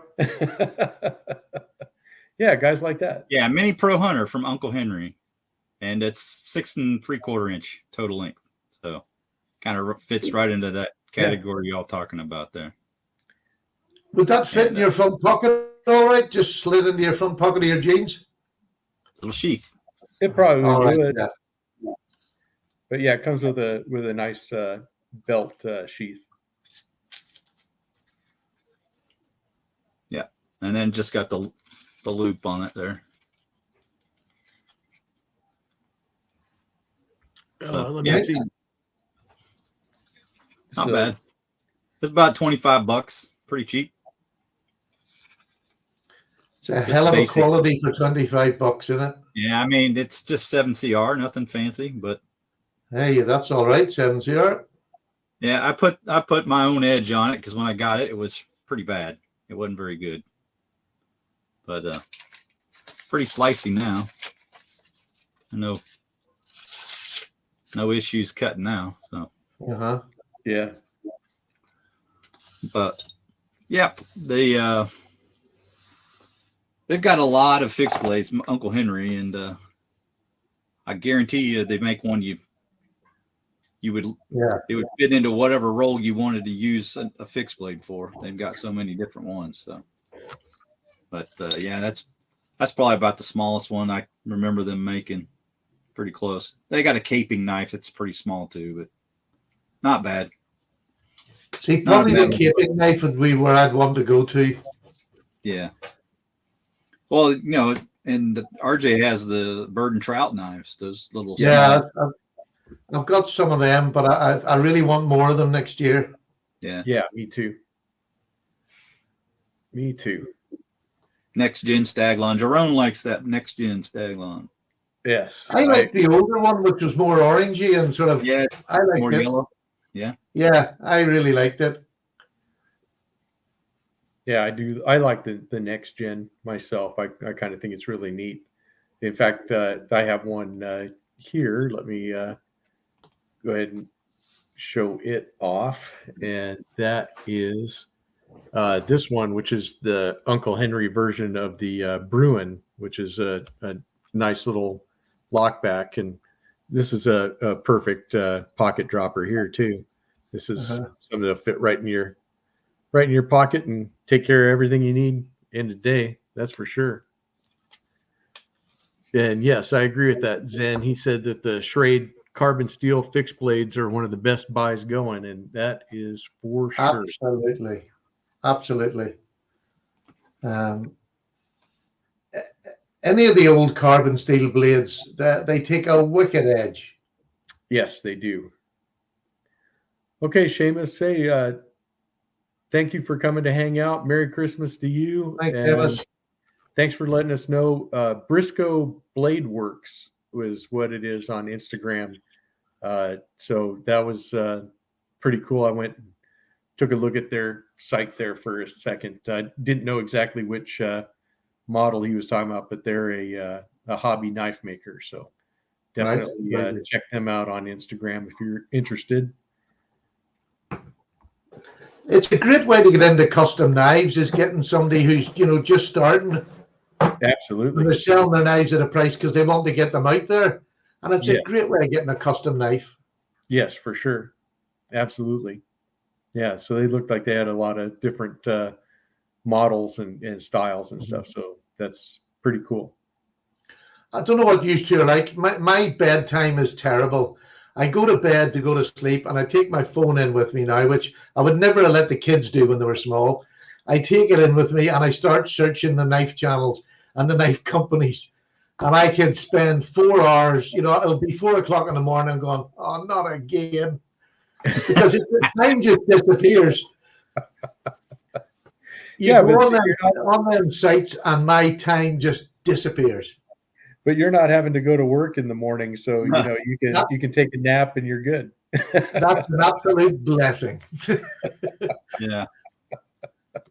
Well, that's devotion, Patty. You're into your hobby there if you're doing that. Yes, it's something I pride myself on. Annoys the living hell out of my wife, but Right. It's the difference you between have being to a get fan through of this knives. line there. Let's say it's a difference between being a fan of knives and a fanatic of knives, right? Yeah. Oh, I'm long past the fan stage. Yeah, But I I don't think know what we I all would do are. if I didn't have this hobby, because I'm one of these people. I've always had hobbies. I can't just not have a hobby. I've always had to have something. It could have been fishing, or it was rugby when I was younger. Then it was in golf later on in life. And I go 100% into it. I have to have Yeah. the good gear. I have to just, and then I stopped playing golf. I stopped fishing. The knives is probably the longest it's lasted me in 20 years. And I'm still not sick of it, which surprises me every morning. Yeah. Well, of course, they keep coming up with brand new neat stuff for us to drool I over. don't even chase the new stuff anymore. That's the scary bit. Well, then you discover the old stuff that you didn't even know existed. Yeah. So yeah, that's the great part about the hobby. Like you said, there's so many different roads to go down, Oh, so many. so many different things you can look at, and so much history that you can learn, and it's just fun. It's just fun. I'd never heard of a go bag until I come on YouTube. Everybody in America seems to have a go bag, so I had to have one. I've a bag made up, but I've never carried it anywhere. It's funny because, like, when they started coming up with all these things, like a go bag and all this other stuff, I've always had stuff like that in a vehicle. It's just common sense that you have some stuff in case you break down. You have some tools, you have some jumper cables, you have a little bit of extra food and some blankets and a pair of gloves and stuff like that. And then everybody kind of took it out to they extrapolated it out to trying to survive the zombie apocalypse. But let's face it, you're much more likely to get a flat tire in bad weather than you are to have to fight zombies on your way. Right. That's so true. But I mean, but at the same time, if that gets someone interested to say, well, I need to not be, a victim while I'm, out here, stuck somewhere in the middle of nowhere, that they can get themselves going and get back to civilization, then that's a good thing. But I also think a hobby is the one thing that keeps people out of pubs, keeps them off drugs, keeps them. It gives you something else where that doesn't have to happen because you want the money for your hobby. And I think it's such an important hobby for kids. Yes. And not only just that, a hobby. The kind of the whole concept of collecting things or being obsessed over something like that, it does kind of meld with that, what you're talking about with the personality type that would do something like that, be into drugs or something like that, because they'd be just obsessed with something like that in the same way. So I think you're 100% right. If people get a hobby, it keeps them out of trouble in a lot of different ways. Yes, for sure. I'm a recovering alcoholic, and I have to say, hobbies are the things that kept me sober. Yeah. Yeah, that's for sure. No matter what it was. Once one had finished, I had to start a new one because I didn't want that space where there was nothing there to keep me mentally challenged, if you like. I've been mentally challenged from a young boy, I may add. Nothing to do with alcohol. That's for sure. I definitely have been in the same boat as you. I spent way too much money on booze during my life that I'm so glad I don't do that anymore. Yeah, I managed to, when I left the Navy, I managed to get sober. So, because I got into, I lost so much by then. Yeah. Bad times, but good times follow. Exactly. So I was the same as you, Patty, though I always had hobbies. I mean, Yeah. ever since a young boy, I've had a hobby of some kind, Yeah. I was into sports card collecting at an early age. I was into Did you basketball, say sports car? sports cards, sports Oh, cards. thank God for that. I thought I've got a rich one here. Nah, I didn't have any money at 11, Patty. How was I going to buy a car? But yeah, was into basketball big time for many years, and took a toll on my ankles and knees. I can tell you that. Yeah. Rugby does the same. Better off not getting too involved in that at an earlier age.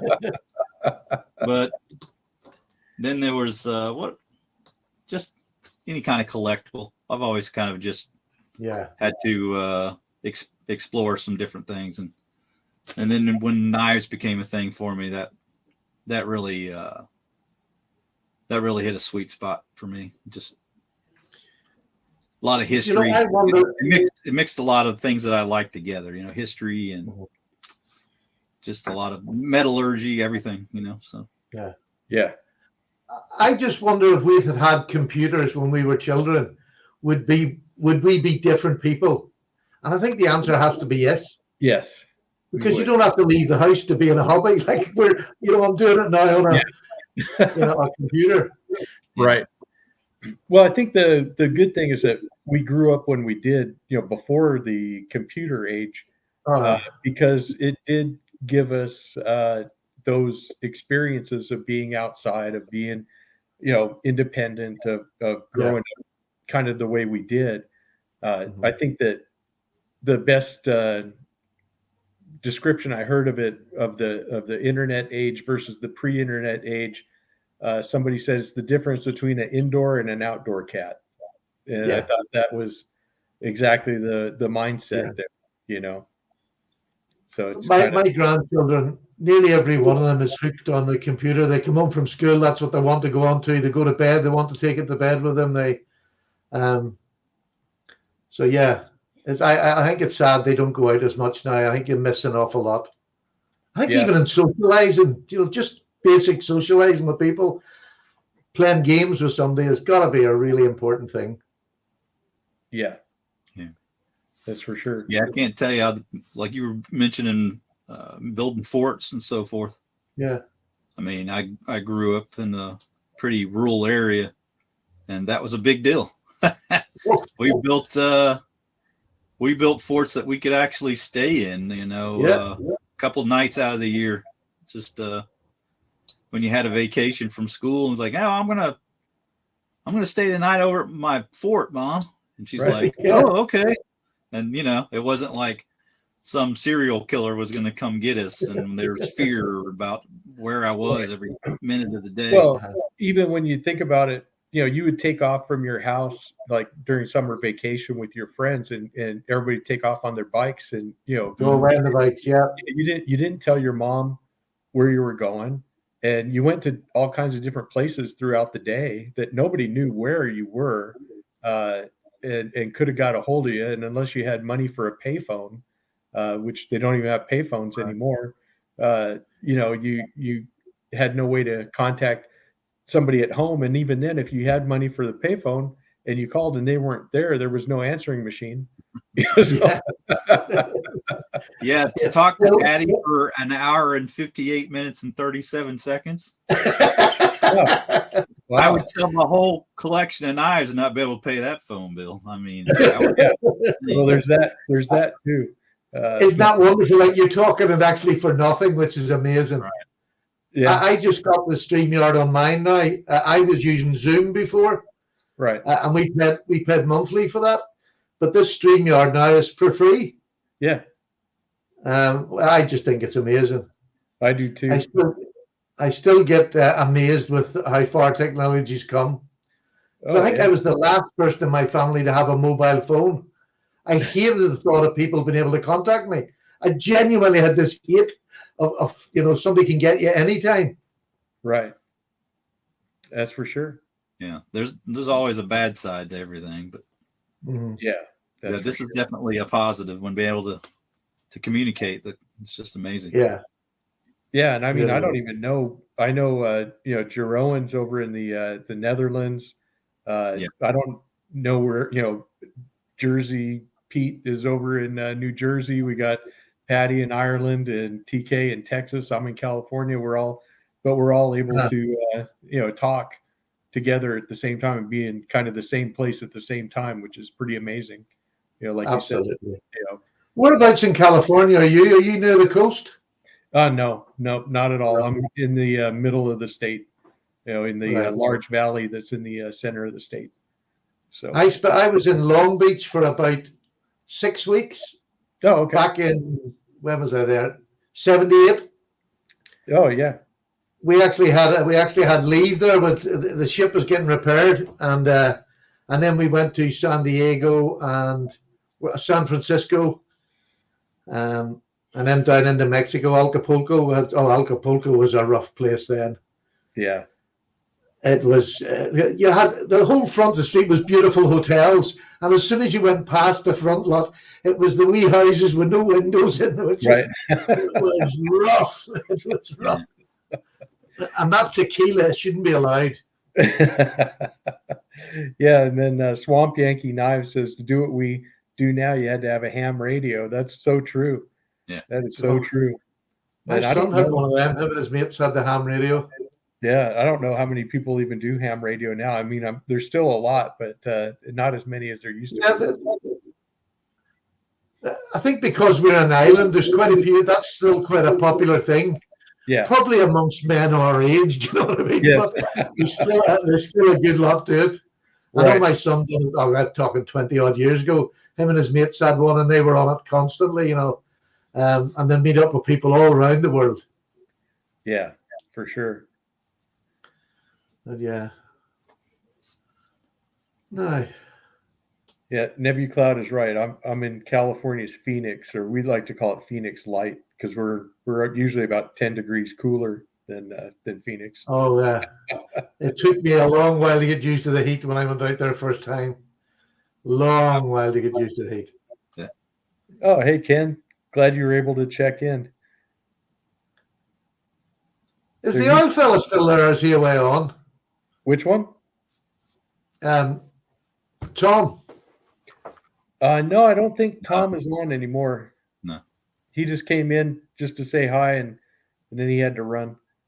He was visiting with family out of state. Oh, that's nice. Yeah. That's nice.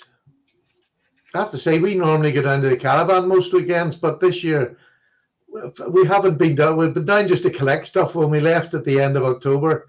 We haven't really been back for a weekend even. So I think after Christmas we'll start getting into the habit.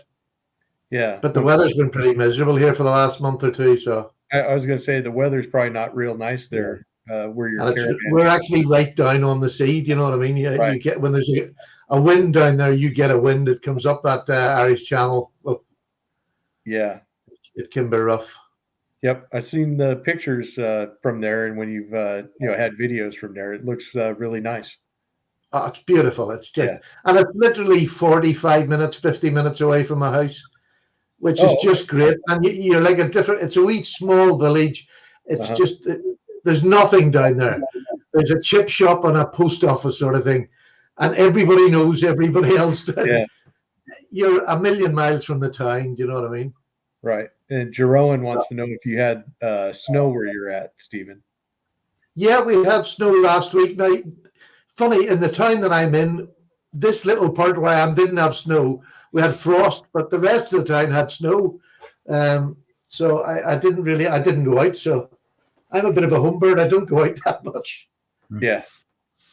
Yeah, we had rain about a week or so ago, and then it's been real foggy over here. And that's the most weather we've had. And of course, the temperatures haven't been real warm or whatever, but it's staying in the probably getting to the 50s in the daytime for a high, but then drop into the 30s at night. So not too bad. We've been sort of into the 20s at nighttime. Yeah. But it's all right. You know, it's not. Yeah. Oh, weather's embarrassingly nice. It's, But you see, I'm one of these people. I like the four seasons. yeah. If it was warm all year, I would just live in a fridge. I'm not I'm not keen on the Yeah. hot weather. You don't want to be here from May to late September. It's pretty rough. Yeah, for us, the hot weather starts probably, it gets warm in April, but May is usually when we get our first 100-degree weather, and then it stays all the way through about October 31st.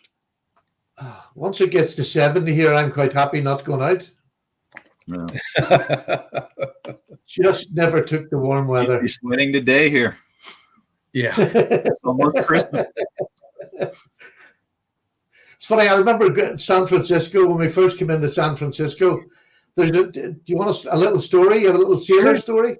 Yeah. Well, in 1978, we were in a fleet, a NATO fleet, and there was 7 ships. And the frigate I was on was the canteen boat. We were the youngest. So you're at the back of the flotilla. And when we were coming underneath the San Francisco Bridge, there was an old 3-masted sailing ship came out. And all of a sudden, they raised the tricolour, and shots were fired across the bows of the lead ship. And it was IRA supporters. So when we got alongside the wall, and the police were obviously come out in boats and everything, the entrance to come into the jetty where we were, there was crowds and crowds of people that were protesting about NATO and whatever. So we weren't allowed to go ashore for that first night. We weren't allowed ashore. But San Francisco in the morning, you can't even see the bridge. That really struck me. They still had smog that you couldn't even see the bridge in the morning from the docks. Yeah. But for that, the whole time we were there, the police were amazing. They actually came to the ship and they took us into the town so that we didn't have to walk past the crowds. Right. And we got to go up and down that big street with the hills and a police car with flashing lights. Amazing time. But I remember going to this restaurant, and we ended up getting thrown out because there was a whole wall of a fish tank, and you actually picked the fish you wanted. And then they went in with a long speary thing and a net, and they brought your fish out, and then it was cooked in front of you. I had never seen anything like that. It was like, I just couldn't understand that people lived like this. Coming from Ireland, it was very green. It wasn't a very it didn't come from a high populated area anyway. But I had such a good time in San Francisco. There was a bar called, I don't know whether you know San Francisco. A little bit. There was a bar called Specs Bar. I can always remember the name. And all the walls inside it were all wallpapered. But it was off when the earthquake flattened San Francisco. And this whole bar was just papered in the pictures of what the earthquake was like and what San Francisco was like. And amazing. And the stories, there was books. You could sit and read the book while you were having a pint. It was just great. Great place to be. But yeah, that ship at the end of the last day before we left, the ones on the outside on the jetty had a coffin, little mini black coffins, and they had the name of every officer on our ship on the black coffins. Where they got them from, don't know to this day. But they were literally lined up outside the ship before we left on that last day. But the police made our stay there just amazing. So they became honorary members of our bar. When they were off duty, they used to come back to the ship and then come down and drink with the boys on the ship. Do you know what I mean? It was great relationship. Yeah. That's cool. Yeah. But yeah, San Francisco, if you want to find somebody that's against any and everything, they're there. Fantastic Chinatown. I don't know whether that's still there, is it? Which is there's a fantastic Chinatown, a big road that just looked like you stepped into China. Yeah, the Chinatown is still there. Yeah. Oh, it was It's amazing. been a while since I've been there. I haven't been up there because it's probably about a good 4 or 5 hours away from where I'm at. So I don't go there very often. If I go there, it's like something that's business related or something like that. But it's been quite a while since I've been up there. But most everything was still there. It's And Fisherman's Wharf was the place to go for the well off. It was just gorgeous. Yeah. All right. But yeah, it was an interesting trip to San Francisco, I'll have to say. Absolutely. Yeah, it's a different kind of place, that's for sure. Yeah, it seemed it was one of those sort of 60s hippie vibe place. Yes. Then I don't know whether it's still the same now. Yeah, I think still kind of, but it's changed a lot, really from that time. Even from when I used to go there more often, like in the 90s and stuff. It's really changed a lot. I think it's definitely not as good as it was, and there's some areas that are really overrun with homeless and stuff now. So it's definitely not a great place. The strange thing is when I'm talking about things like this, it's 40 years ago, and you forget what has changed in 40 years. Right. In your head. Yeah, Zen is right. Only rich people live there now. Yeah, but yeah, it's a and it's kind of too bad, because I mean it could be a better city, but I think it's been not run as well as it could have been. But I think that's true for a lot of big cities all over the world. Very much so. I don't think a lot of people from California moving to Texas. It's a real thing. Oh yeah, they're coming in droves. Honestly, from LA, from San Francisco. Yeah, there's a lot of people coming to Texas from California. Right. Yeah. We would call those people over here that move from city to city or whatever, we call them blow-ins. Oh, okay. Have you ever heard of that? They blew in from somewhere? Yeah, they blew in. They just call them blow-ins. And Ireland's such a small place. When you go to somewhere else, everybody knows you're not from there. And it can take 20 years before you're sort of accepted. It's such a small really night-tit communities. Night-tit? Night-tit. Whoa! Yeah, the really small communities out there. Rated X. It really did become RJ. Andrew. But a lot of things changed, and just a lot of it politically motivated too. The California team. It's been kind of a downer, really. And like you were saying about the homeless population, I think that's kind of soared, both absolutely. in LA and in San Francisco, and it's sad. Yeah, it is. It really is. Homeless is definitely growing everywhere. I don't think that's just I think there's every other major cities around the world now have a really bad homeless population. Jeroen says the welcome committee is pitchfork and torches. That's the one. Is that where you are in the Netherlands, or is that in Texas? No. We're very welcoming here. Yeah, as soon as you say Texas, I think cowboys. That's the only thing that comes into my head. And I'm sure Texas is much more than cowboys. I don't own a cowboy hat or a pair of boots. And you don't own guns either. What's wrong with you, John? I know. I'm not your typical Texan. That's for sure. Hey, you leave John and his 6 wives alone. He's all right down there. Oh, Jesus. If that was the case, I wouldn't buy a single knife. Well, it's like that old joke, if your wife is really mad at you or whatever, you hand her a butter knife, and then her instincts will kick in and she'll make you a sandwich. Whoa. All right, we'll see you, CB. Really? Yeah, when I showed that to my wife, she didn't think it was that funny either. But my wife is probably the most straight-talking person I ever met in my life, to the point where it's just bordering on being ultra sarcastic. And it was the one thing that drew me to her because she just told you what she was thinking in her head, Right. no matter what it was. And we've been in some wonderful situations where she just says exactly what's in her head. I love that. It was just you never got you never were at ease. You knew it was coming sometime. Right. It's better that you wear it on her sleeve, though. You don't want to have to be guessing what she's thinking. Oh no, you never have to guess. No. Yeah. No. That's the worst. Yeah.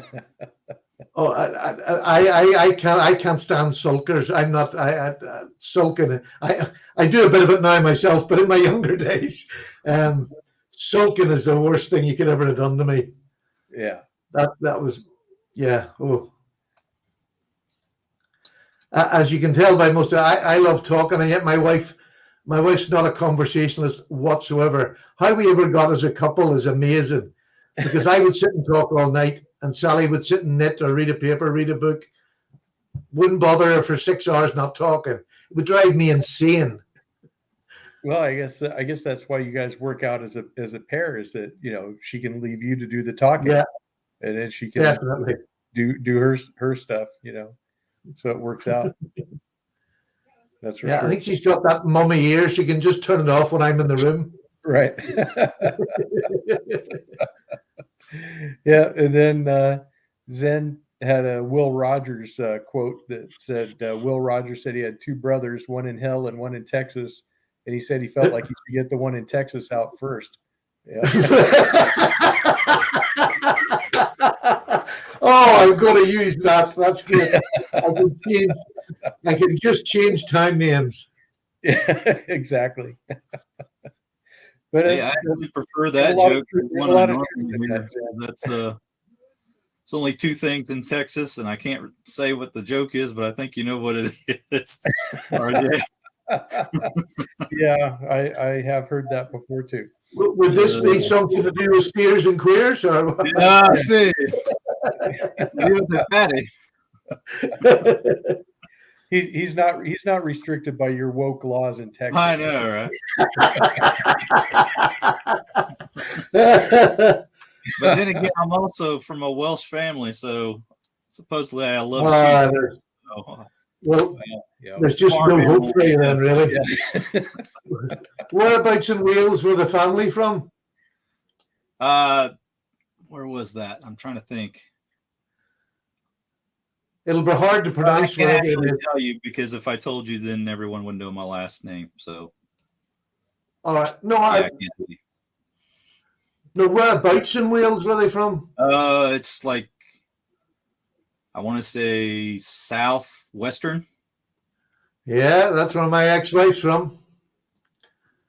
Yeah. It's a really dodgy place in Wales. And that's why she was from a place called Llanelli, which is just outside Swansea. Okay. Right down on that coast. How old were you when you divorced? I would have been about 20. No, I'd have been 30. Yeah, I'd have been about 30.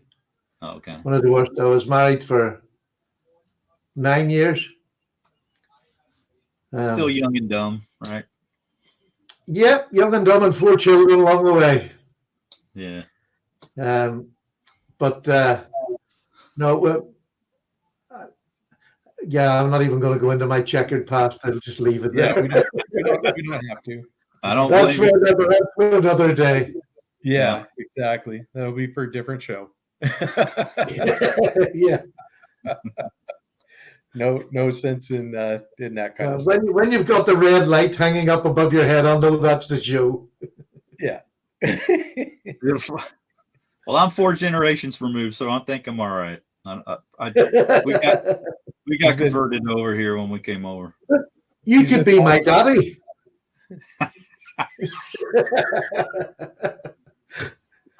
Oh no.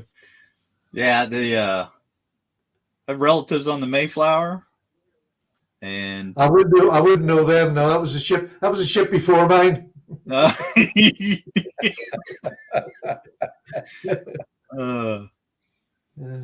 And one was a signer of the Constitution. So, wow, got some Got some nice blood in the family. There you go. Yeah, I take tablets for my constitution now. For patient, yes, not constipation. Yeah. Yep, that works too. Oh dear. Well, of course, is there many in the crowd there, or are we? Do you mind if I pop on? No, go right ahead. Are you sure? You sure? I haven't seen the wife all day. She's been out doing Christmas shopping with the children. So, what happened there? I just You're made still you on. full screen.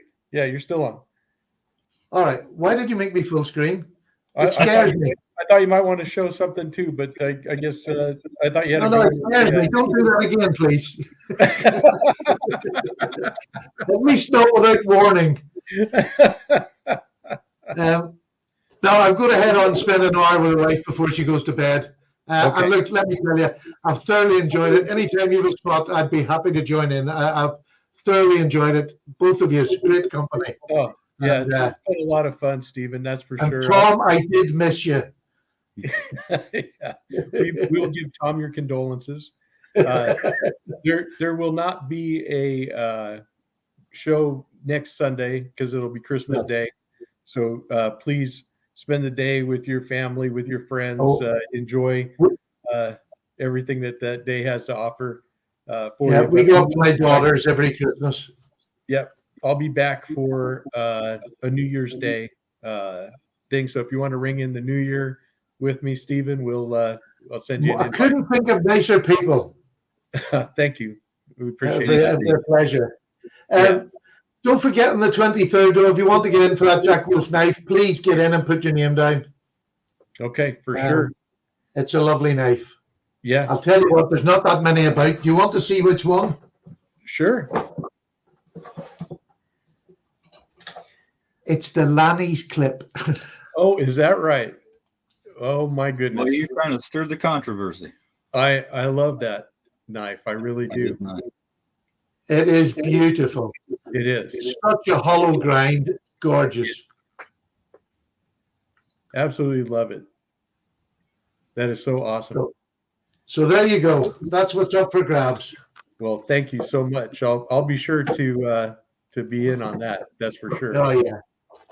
Yes, it'd be nice now. It's always lovely when I do a giveaway and I know somebody is, like one of my subs and they win it that you know. Right. I that's why I'm not going to go probably all out. Right. I'll do it, and when I'm doing a video, I'll mention it rather than put it on the top, because then you just get get random people joining Yeah. up. Right. Yeah. So I'll just do it in videos like this and just keep it as low key till I get there. Very good. It's a good idea. Cheerio, folks. Thank you so much indeed. Really do appreciate your time. Bye-bye now. Thank you. No idea. I've slept since the last time. How did I get out? I think there's a Little X there. A little X, yeah. You see it? Exit full. I've got to exit full screen, haven't I? Yeah. Where's the way? Oh, yes, I see it. Right, bye now. Okay. Have a good one. Patty's away. See you later, Patty. Oh, there he goes. All right, Pete, you're heading out. Yep. Happy Christmas, Merry Christmas, whatever holidays you enjoy. Thank you guys for joining me and John in the chat. I'm so glad that you guys were able to be here and hang out with us.